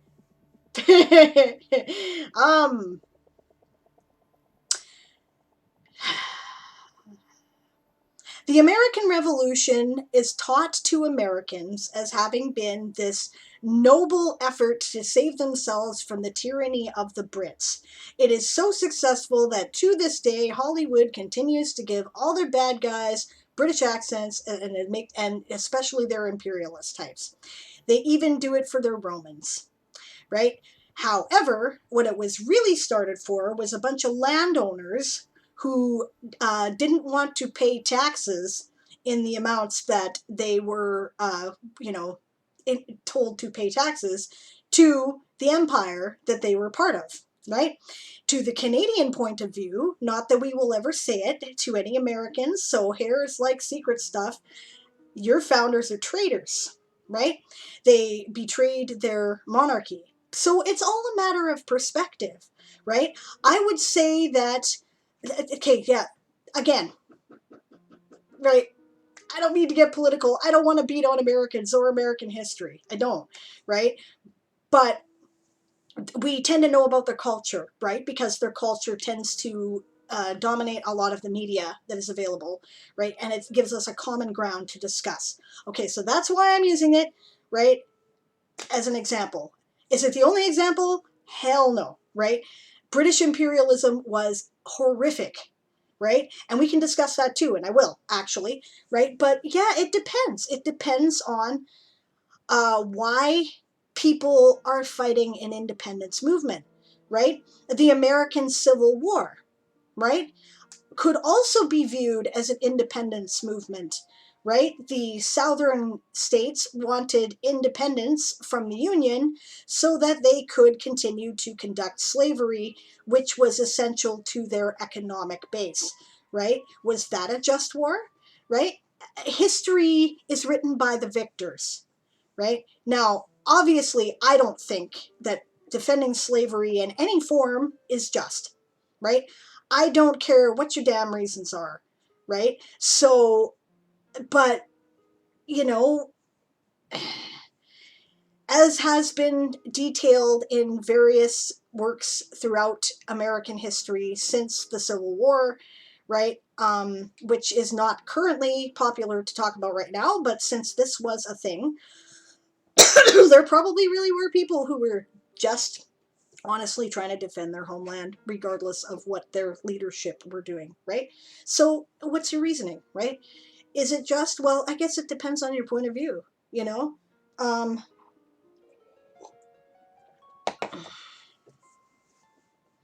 Let's see if I can think of more examples.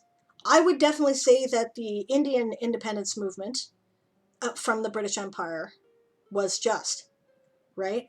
But I mean, was everybody fighting it for a just reason? I imagine that there were people who were doing it for opportunistic reasons, right?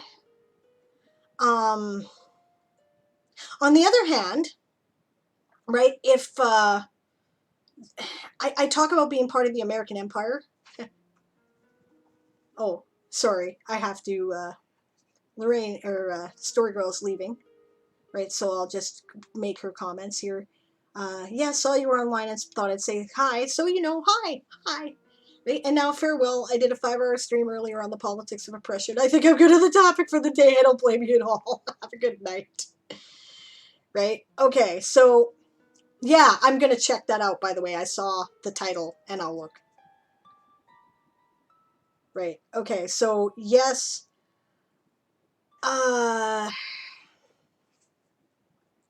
Okay, I think I've made the point, right? I've made the point. It depends, right? And history may view it as treason, right? And to some extent, that depends who wins, right? I have to say that if the Americans or the Russians or the Chinese were to invade, which is technically a possibility at all of our borders, right? I would go into the woods. I know a place to go. And I would stockpile my armory. And I would be killing Americans or Russians or whoever else had showed up. I would. Right? Because to me, that would be just. Is it just? Well, it depends on who's writing the history book, right? So. J.M. Baldwin says, my novel doesn't have anything to do with war, and I'm kind of glad because I think I'd be majorly unqualified to write about it.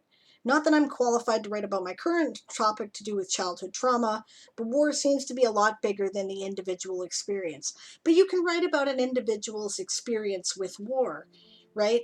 Regardless of the overall strategic and tactical perspective of things, one soldier is one soldier, right?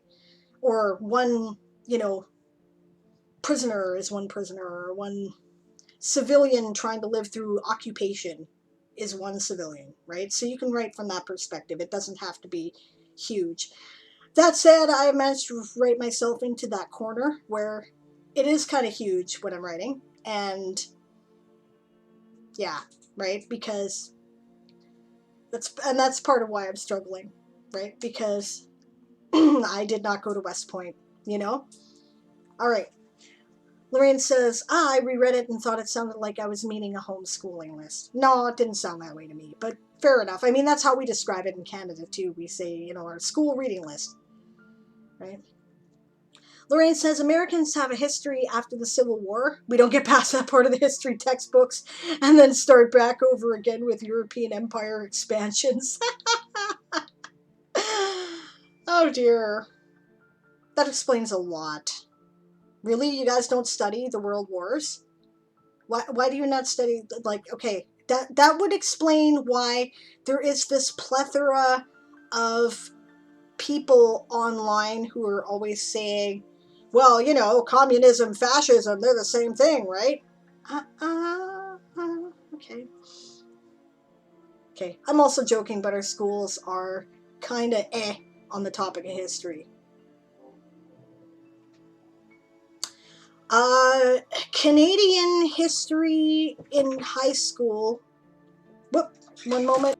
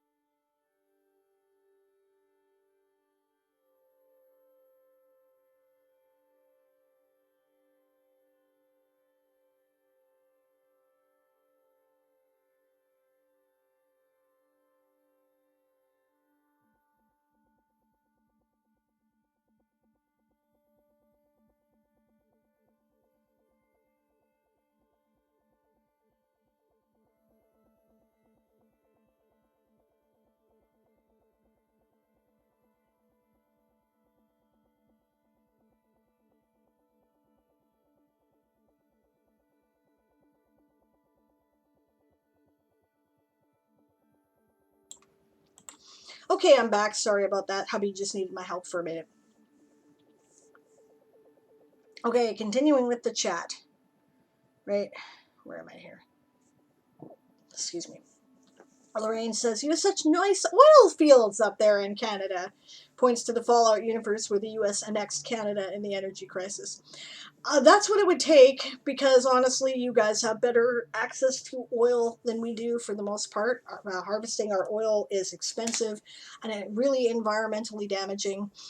And we need to not do it. We need to do things in a different way, right? If the oil price falls, our economy and dollar immediately take a hit, right? Because we're at least partially a petrol state. Thank you very much, Brian Mulrooney and Stephen Harper. May you both die in a fire. But, yeah. Right, so that's what it would take. It would take an actual, serious energy crisis. And I think that the closer we get towards developing these, awesome green technologies, the less likely that is ever going to be. And Canada better get on board, or we're going to lose our place in the G7. We'd better do it, because otherwise, yeah, we're not going to be doing well at all. But yeah, that's my opinion on the subject. But yes, right. Realistically, what I think would happen geopolitically is, if there was a major energy crisis, the states would definitely try to annex us. Russia would probably try to stop them, and Canada would end up being a nice battleground between Russia, China, and the United States, and basically turn to rubble. So, and I think that's kind of why Canada still exists, is because it is a sort of a no man's land between the three empires. Although technically our allegiance is clearly to the United States, obviously, if we, because you guys own all our industries. So, right, that's, Alberta was talking about an independence movement because a bunch of people are upset about the way that the Liberals are handling oil, because they're not doing everything to placate the oil industry like the Conservatives were. So oil prices have been notoriously fickle. So people's economic states have been up and down, and they're getting justifiably frustrated because the economy of the whole province is built on oil, right? So they've been talking about an independence movement, and I'm like, okay, go ahead. And what's going to happen is the United States are going to come in and take over Alberta, right? And then we're going to be in this, I don't know what BC is going to do. We're probably going to have to join the Pacific Northwest in that scenario. I don't think we're going to have any choice. But I think, don't be stupid. Anyway, Dillian says, the independence war I'm most familiar with is the Estonian one in 1918 to 1920, which I know almost next to shit about, so I would love to learn more, right? And that was after we'd been pressed by German landlords since around 1219. Yep, the peasants won't accept abuse forever, man. They just won't, So we were kind of grumpy and wanted to determine our own future and to seize the land of the Baltic German nobles.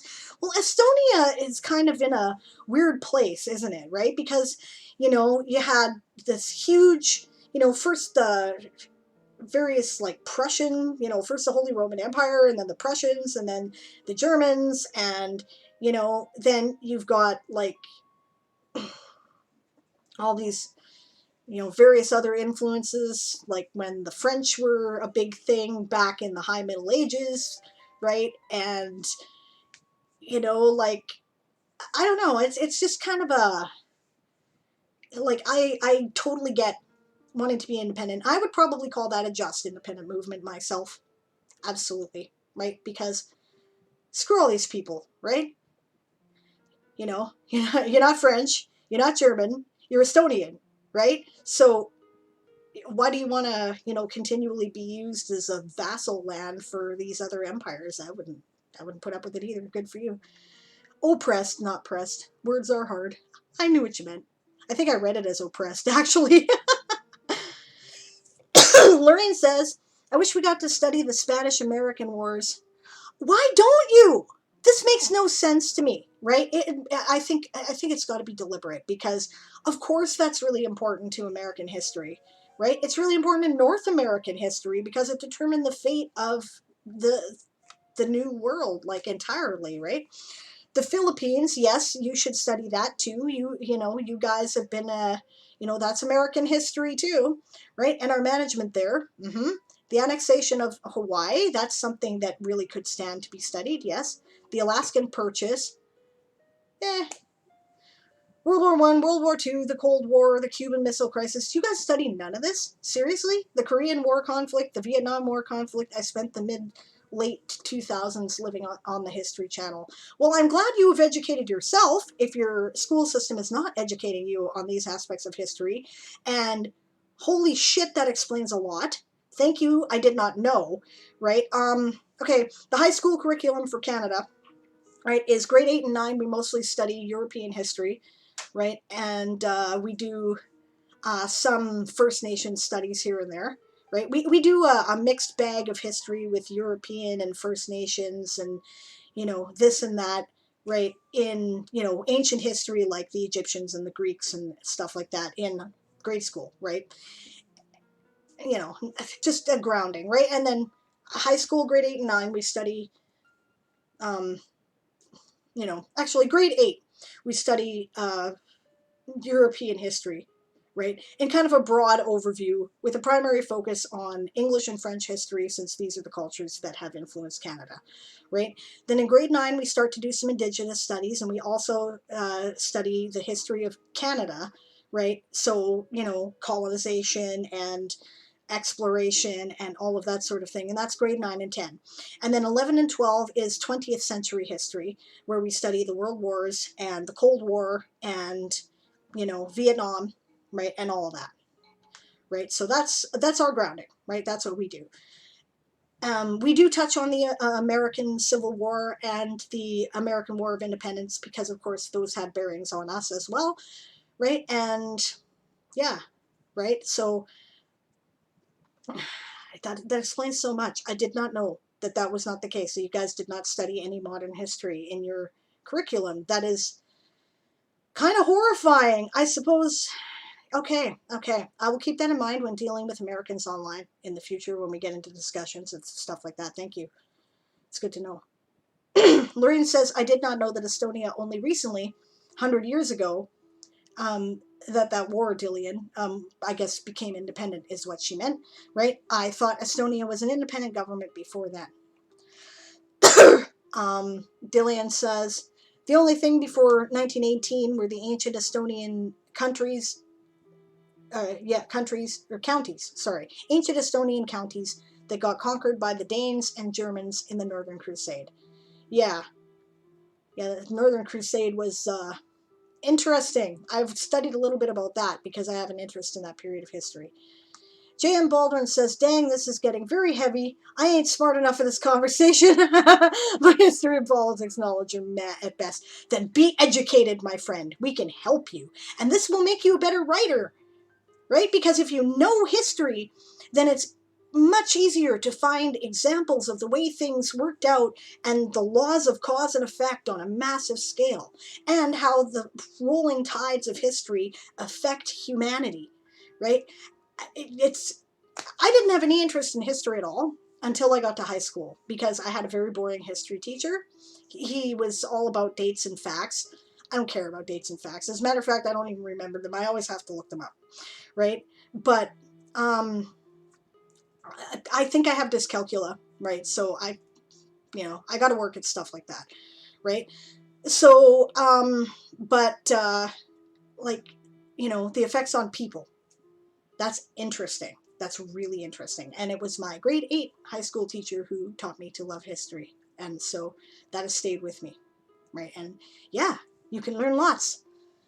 Lorraine says, I got this far mostly on my own. We almost never leave the 1860s in U.S. history. That's depressing, right? Our European history basically ends at 1776. That is also depressing, because that's the period where things started to get really interesting with, imperial history and colonization and all the things that led up to World War I, right? Dillian said, I learned more U.S. history than what they teach, apparently, especially the Cold War stuff. Well,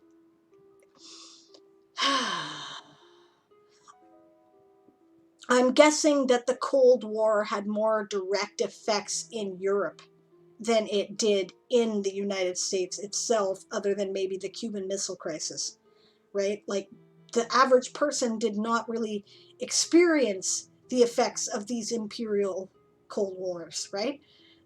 So, yeah. Yeah, Lorraine's agreeing with Dillian.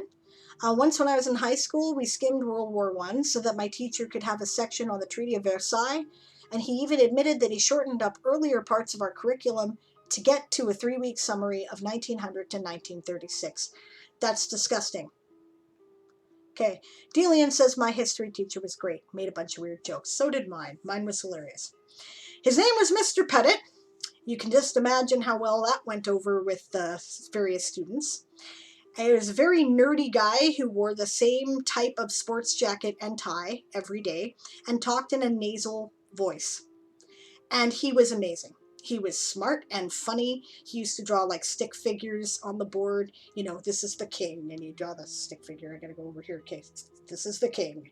And he's fat because he's doing really well. And then here's all the merchants, and they're doing okay, you know. And then here's the peasants, and you always draw them with their backs bent and their legs down, and, you know, the head and carrying stuff, because, you know, it was great. He was really awesome. Yeah. Yeah, because of him, I love history. Wow, does that ever explain a lot? Okay, thank you for the revelation. It's one of those things, right? Canadians and Americans seem very similar culturally.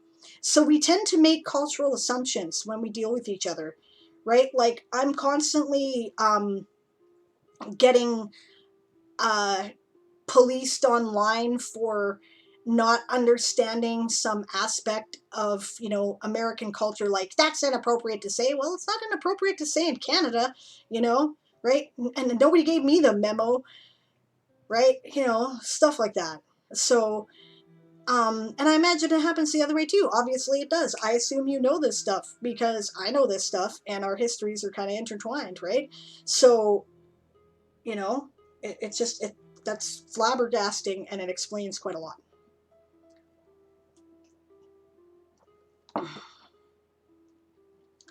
Well, let's see here. When did I start? I started at 1:30. It's almost 4 o'clock. If we're going to do any writing, now's the time. Did anybody come here to write? I don't mind talking. It's fine. And, you know, I don't mind writing either. I would really like to. I've been enjoying the conversation, right? But I will probably go back and do some writing later if I didn't get it done today. I'm not even sure that it's not a matter of writer's block or anything. I want to write. It's just that I'm in kind of a place where word sprints are not the best way for me to do it, perhaps, right? It's more like I should be reading back over what I wrote and then adding things, working through it slowly. But, you know, I make it through Nano by doing word sprints, so I can do that here too.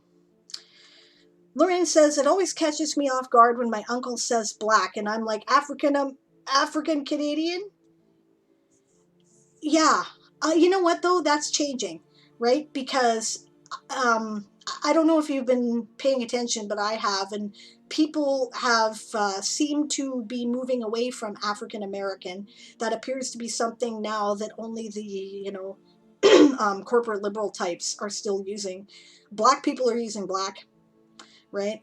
So I have started using black with a capital, right? Because that's what people are using, and I want to say the respectful thing, right? Where I trip up is Native American and tribes, right? Because in Canada, it's been kind of racist to use Native. It's not really racist, but it's kind of racist, right? It's, you know, people will kind of, you know, give you a glare. The word we're tending to use now is Indigenous, right? So I don't know when that changed, like 10 years ago or something, right? So I always feel weird saying Native American, and, you know, Native Canadian, right, has its own. Native Canadian's a weird one because, you know, white assholes took that as kind of their moniker for a while, native-born Canadian, because we have a bunch of, like, we're a nation of immigrants, right? More so than even the United States. So, so no, we don't want to use that, right? So Indigenous is the word we tend to use, right? And tribes is definitely racist. We use nations, right? The First Nations people, right? They were here and they were the First Nations, and there's the Cree Nation and there's the Okanagan Nation, and so on and so forth. So that's a weird culturalism I run into online a lot. Yeah.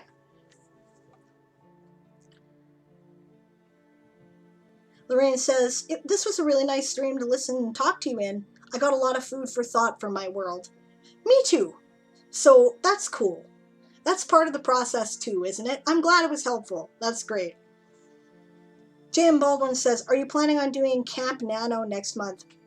Okay, this is back to a topic that I was actually discussing, and then we started talking, right? I'm chewing on it, right? I don't know if I'm being too ambitious, right? I'm like, I never finish Camp Nano. I'm terrible at it, right? I fail at that more often than I succeed, whatever it was I set my goal to be.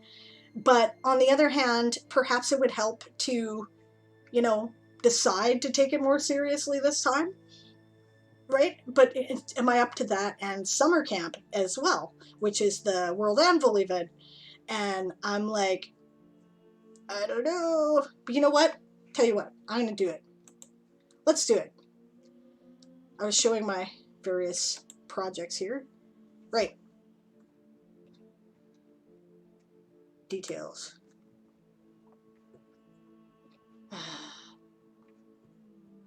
Well, you're not helpful, are you? Okay.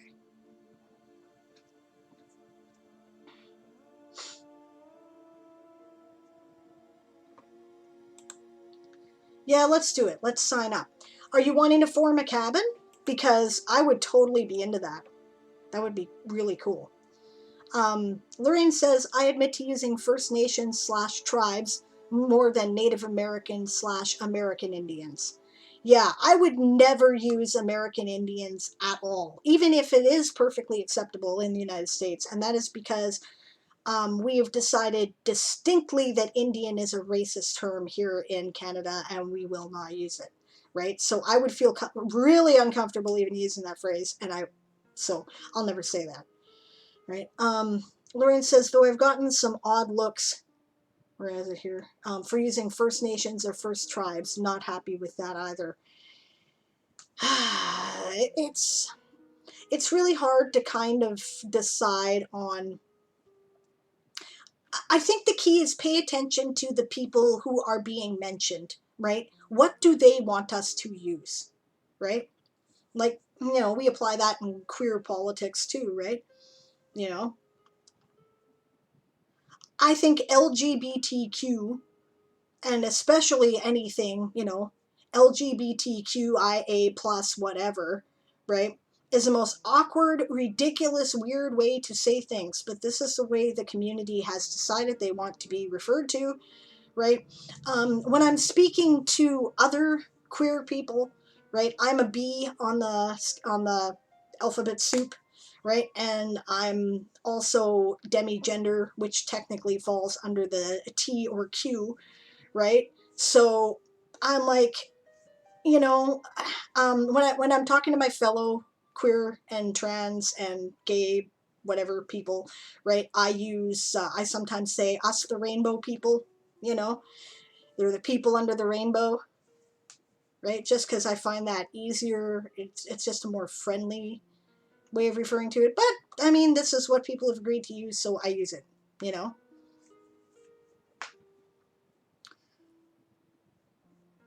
Okay, yeah. And then she adds more than using Native Americans. Yeah, I gather that. Jan Baldwin says, I'm planning on doing camp for sure.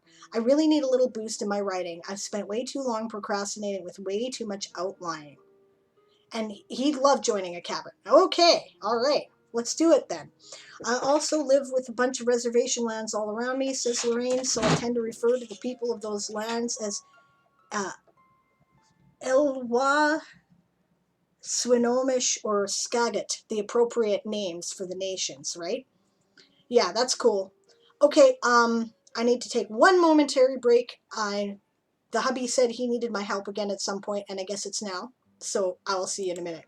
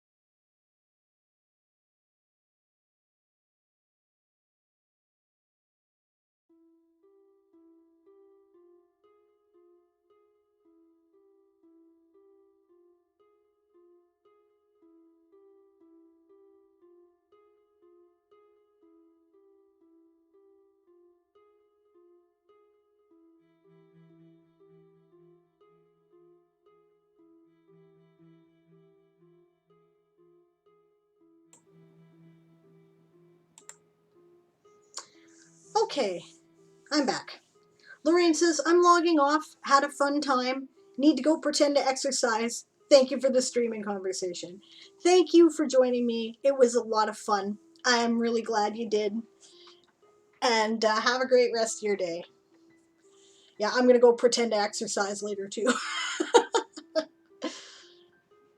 All right, so we're going to do a cabin, right? So I guess I will sign up. Got the same thing here. Let's see. Let's go to, oh yeah, and I guess I need to put the stream on the capture so you can see what we're doing. All right.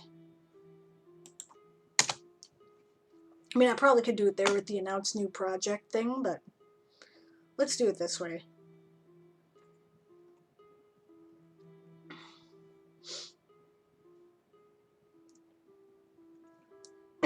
All right, let's join the camp.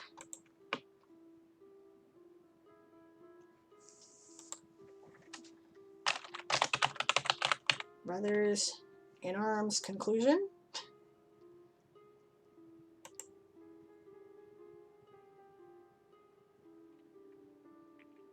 In progress. Oh, neat. You got different levels of privacy now. Well, I don't mind being public. I've always been public. Associated with a nano event. Optional. Oh, we can use this all year now? Oh, well, I clearly have missed some memos. All right, let's do it.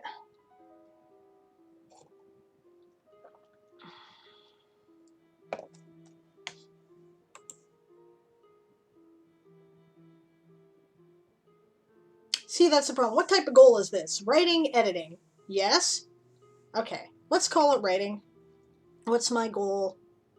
Let's do 20,000.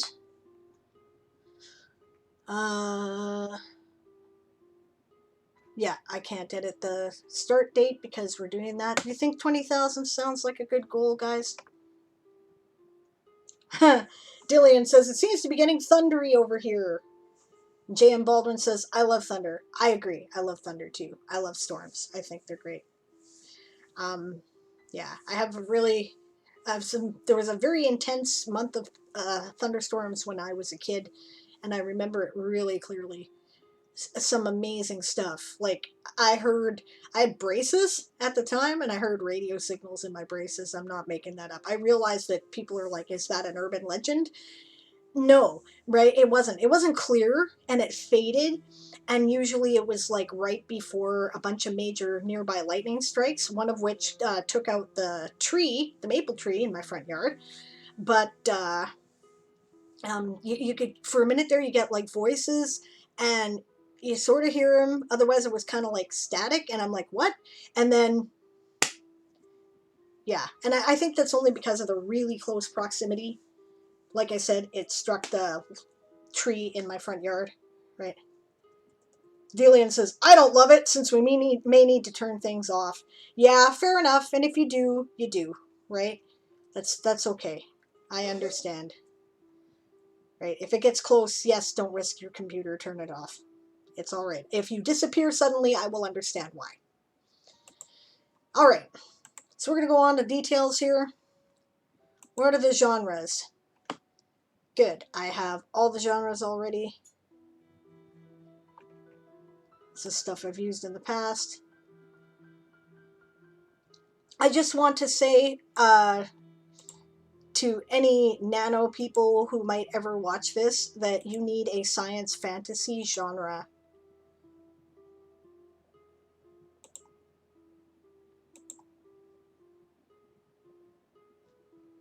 Okay.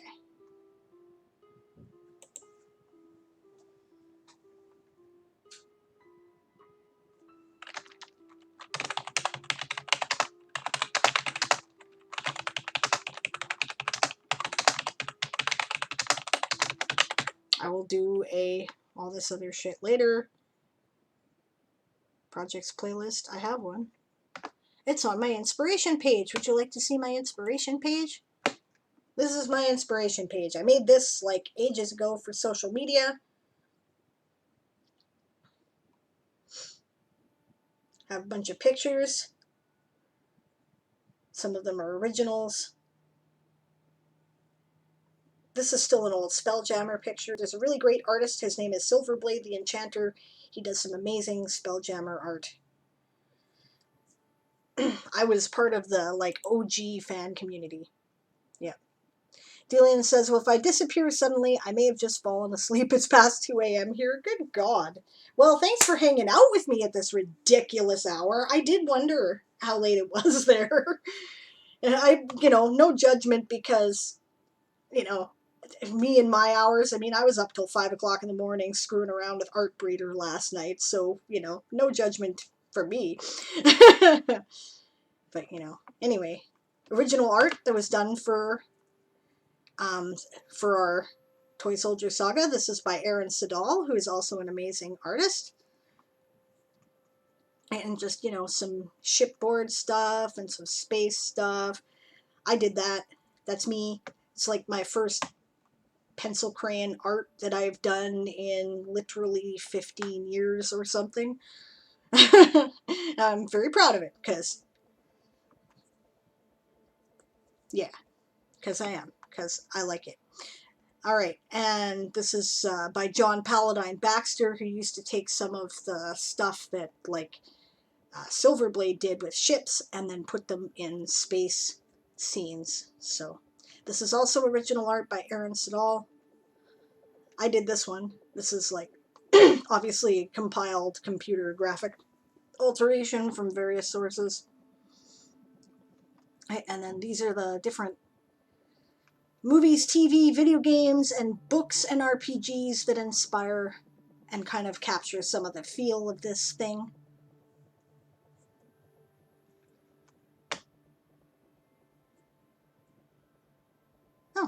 have some love. That's cool.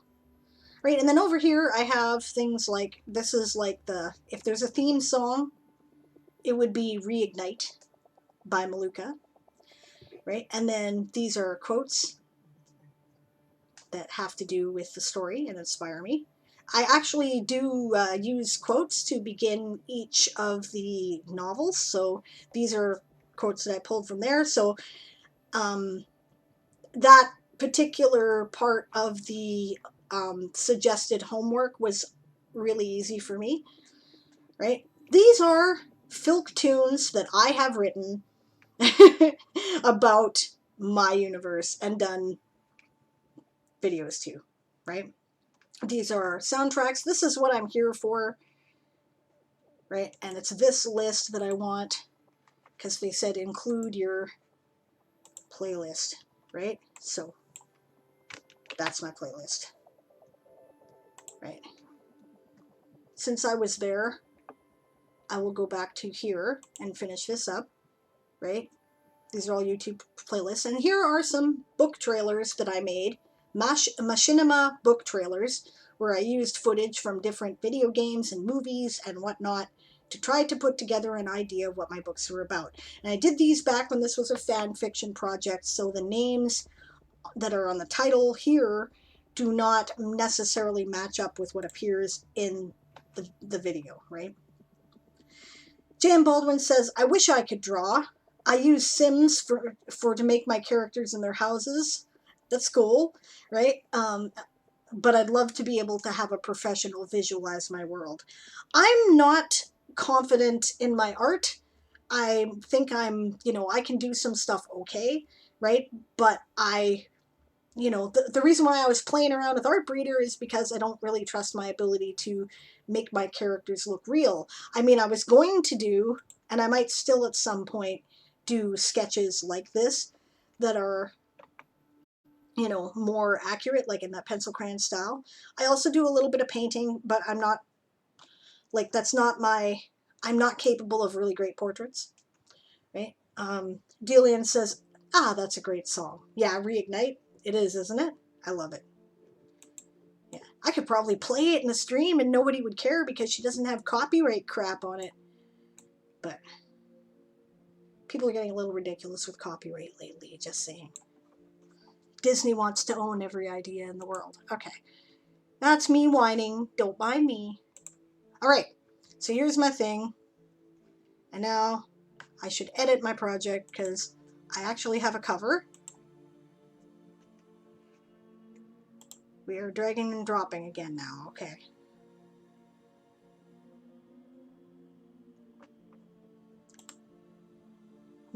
I'm amazed at how well my stream has held up today. I have not had any problems with losing the stream. Knock on wood. But I think that from now on, I'm going to reboot my computer completely before I start. Because that is what is going on, right? All right, now. Maybe it's because my partner runs video games in the background and leaves them up on his setting and doesn't shut them down. Maybe that's the problem. All right. Little jibe there. Okay, so Dropbox.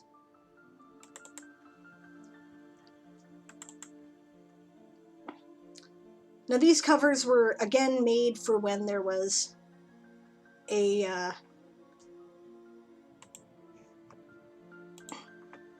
like when they were intended as fan fiction. But this is for my inspiration anyway that we do this on this site. So there's no reason why I can't use them.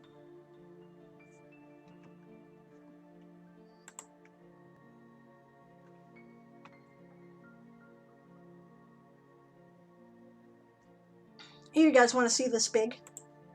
I did this one with graphic alteration way back when too. I might as well show you. What the hell?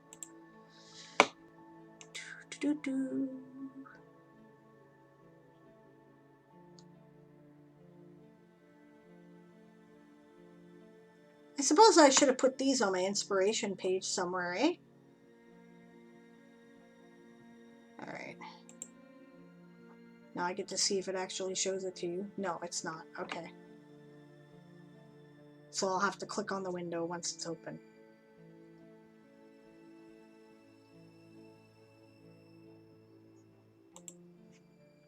All right.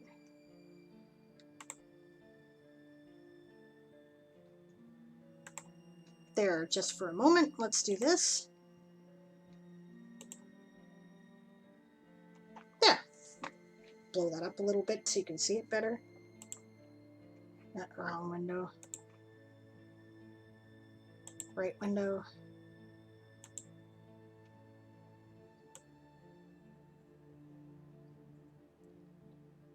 This is actually book 3 now, but anyway, that's just for my own personal inspiration, so I'm going to spend real money and hire an actual cover artist because I want this to look right. But this is kind of where I'm going. So that actually, these will probably be good to have to give people an idea of kind of what I visualize. I want it to look like a cool space adventure. And J.M. Baldwin says, badass. Thank you. Thank you very much.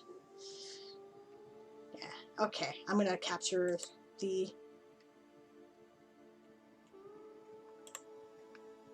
other window now again. All right. So I can shut that down.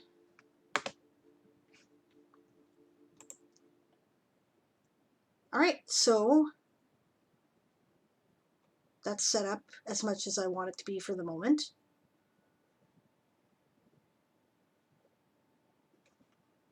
You know, I already did this Find Home region.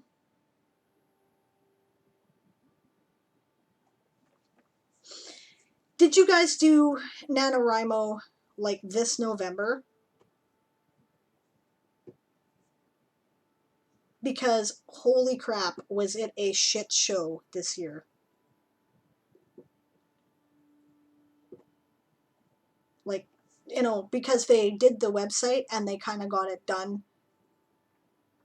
just before they launched Nano.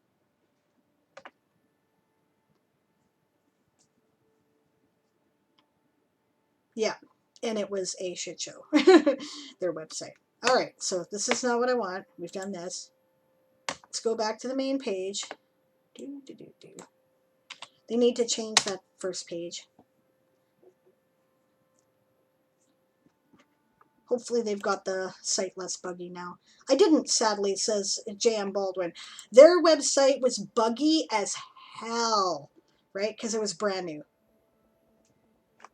See, now I lost all my badges because I got to earn them again for this. All right. Create a writing group. Create my writing group. What am I going to call the writing group? I will call us the World Forgers. The World Smiths. Yeah. World Forgers, World Smiths. I got enough World Anvil buddies now. I failed this November, but I got 60K back in 2018. Good for you, Delian. That is awesome. Right on. Anytime you succeed is amazing. Anytime you do this is amazing. What do you guys think we should call ourselves? The World Forgers, the World Smiths, the Cosmic World Smiths. I don't know. I'm taking name suggestions. What do you guys think for our cabin? If you're going to join me, you're welcome to.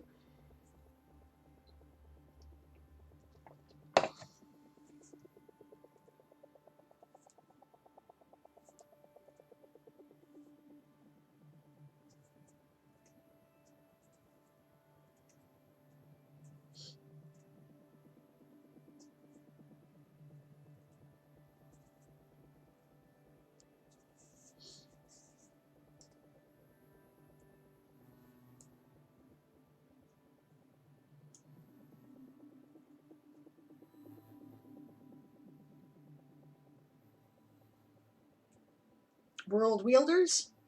I don't know, I suck at names. I always do too. Hence I'm asking you guys.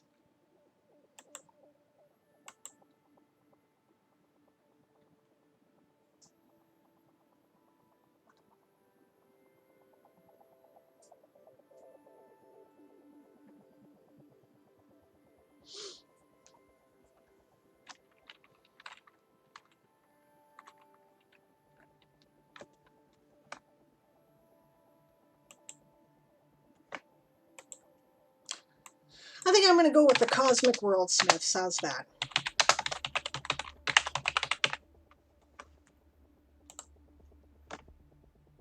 All right.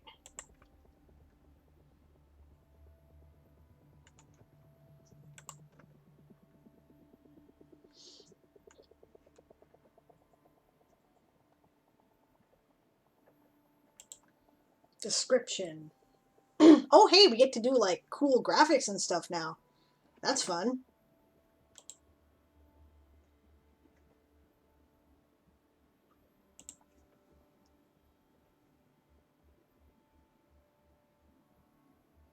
I can link to an external page. Ooh, useful. Okay, I'll create a page for us then.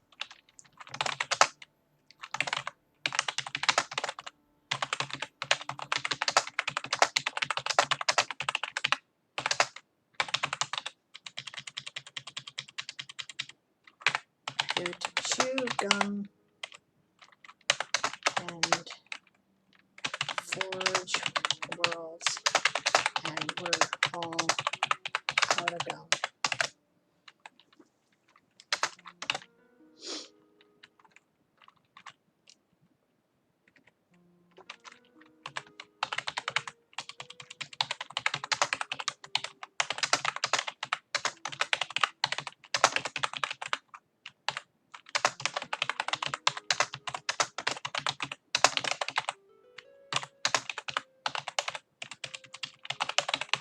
There. So I'll make a page later because now we can do pages. That's awesome.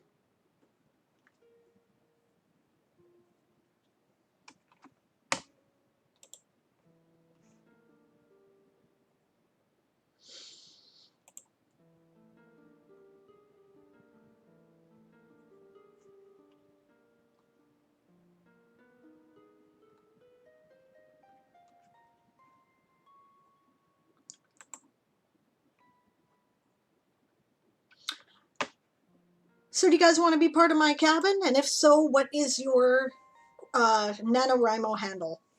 And I will invite you. In the meantime, I'll look at my friends list so I can remember their deal.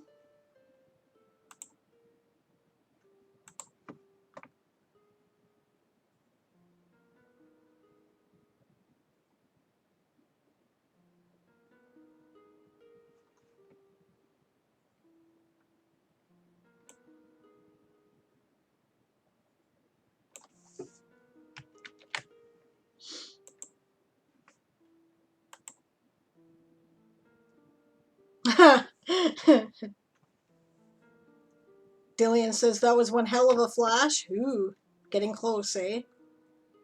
Jan Baldwin says my name is Jan Baldwin 28, just like your Twitch handle, eh? All right, let's start with that. JM Baldwin, not Bladwin, 28. No, that's not what I want. Fuck, it's over here. Okay.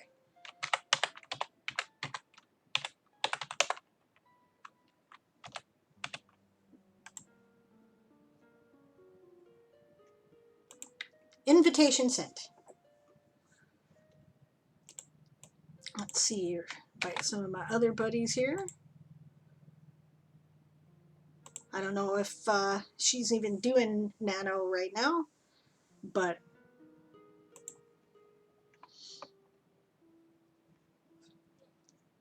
Angelica always does her own cabin, so I won't invite her, but that's not because I don't want her to do it. It's because I know she always does her own cabin. And she's, you know, will be happy doing that, so.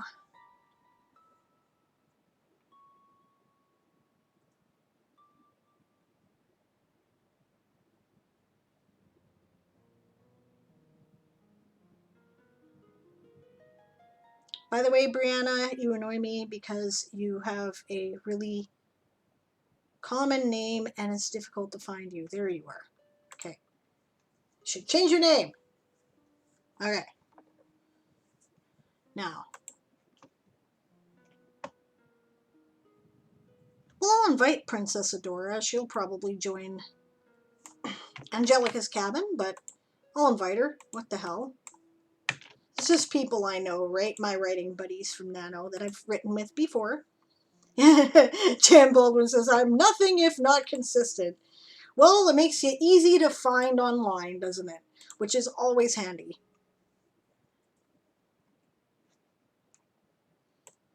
Well, I don't know if the hubby wants to do it, but I'll send him an invite. Because why not?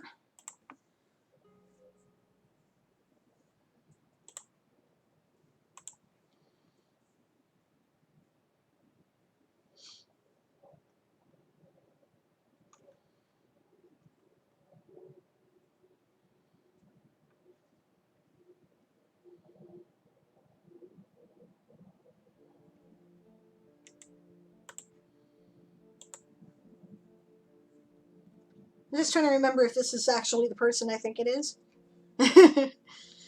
Handles are always so confusing with Nano. Oh, Renee Scattergood. Yes, of course. She probably won't take me up on my invitation. She'll probably do her own cabin too. But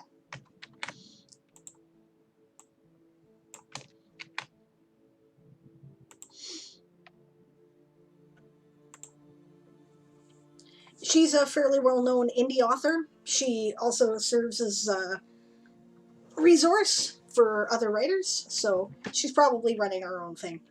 Dillian says, I think I'm going to bed now. Good night, or whatever else it is on your side of the world. I'd qualified it as evening. It's 4:30 almost. And I'm shutting down in a couple minutes anyway. So good night, and thank you so much for joining me. You were a lot of fun, and I'm glad you came. Yeah, have a good sleep. All right.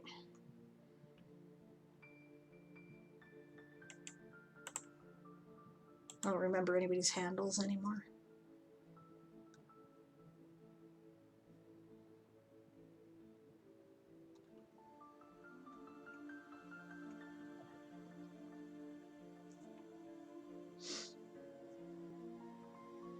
I'm not going to extend the invitation to Kamaki because I'm not sure she's doing this.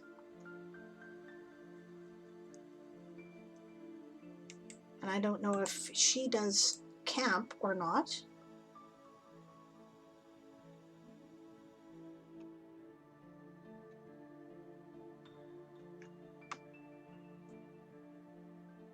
A novel question mark. Ah, yes, that's my friend from Verda. She didn't really get very far. We're not going to invite her either. I mean, she's welcome to join, obviously. I'm just checking to see if people do camp or not.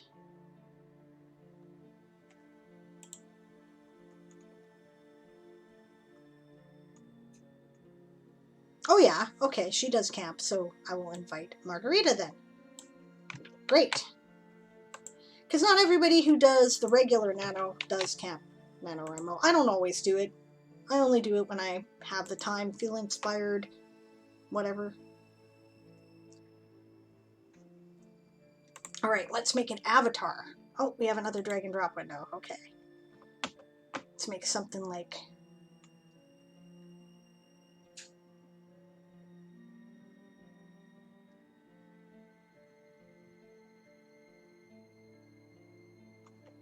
Do I have limits on this? Less than 10 megabytes, okay. And it's going to end up being a circle, so... How big is this?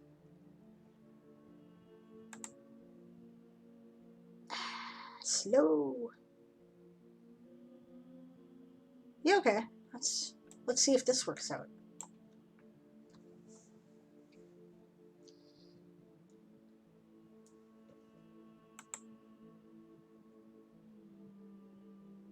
Perfect.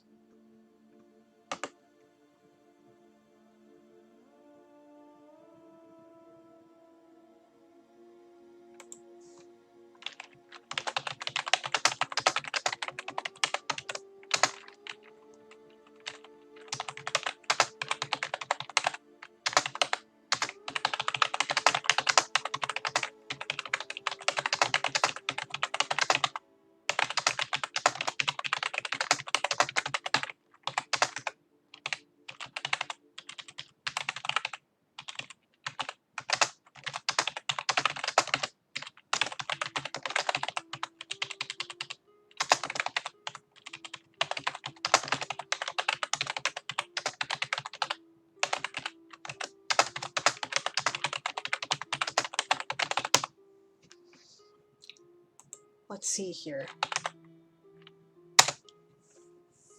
I like doing Emojipedia sometimes. Because, let's see. Crazy. See if it shows up. Yep, zany face. That's the one I want. This, by the way, I learned is how you get, like, emojis in basic text.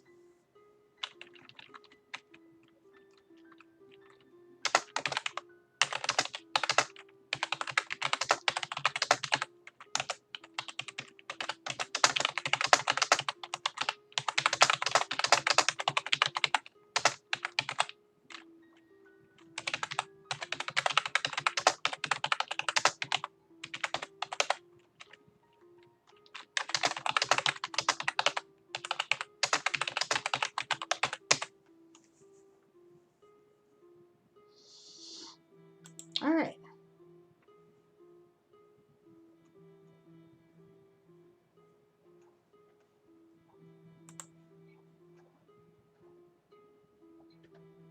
All right, so everybody's invited. I'm ready to go. I've signed up. I'm now committed to it.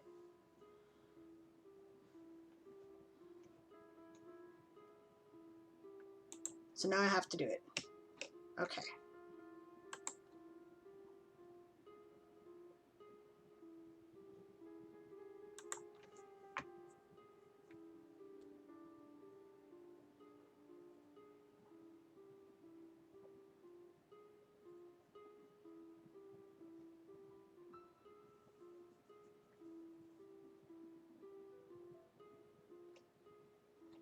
All right. So I am ready to go. And Jan Baldwin says, I'm heading off now too. It was great catching up with you. Have a nice night. Likewise, it was great catching up with you too. As a matter of fact, I think it's probably time for me to end the stream today. Thank you, everyone. I had a great time. The conversation was excellent. Let's see if there's anybody I can raid. I think I have to open up the stream manager in order to do that, but let's see if I can without losing the stream.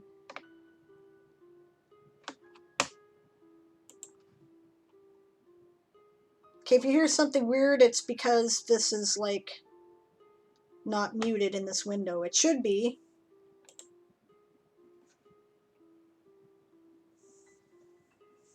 Hello, Chris Likes to Write. Good to see you. You either kind of popped in or, you know, are saying something just at the end of the stream. So, let's see. Oh, yes. Actually, you know what I forgot to do? I forgot to thank J.I. Rogers for the subscription, which I did in my last stream, which was Toy Soldiers Old School.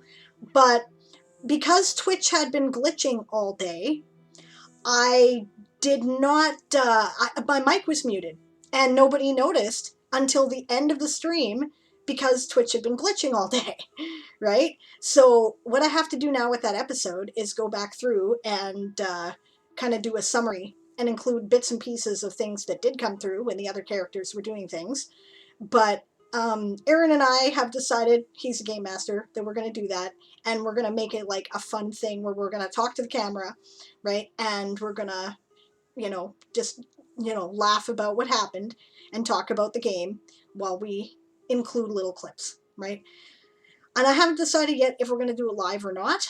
I might set it up as clips to look at. So let's see if I can find someone to raid. Raid channel. Who's online?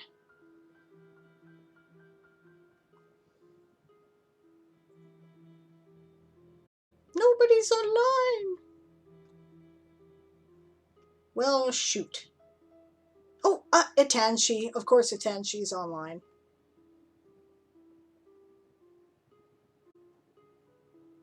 All right, let's go raid Itanshi for those of you who are wanting to join in.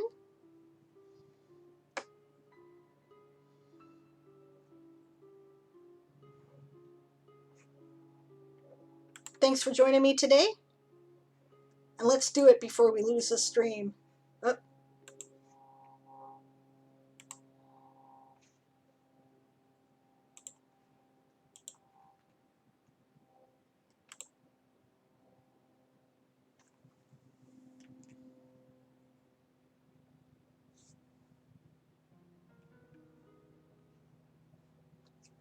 everybody.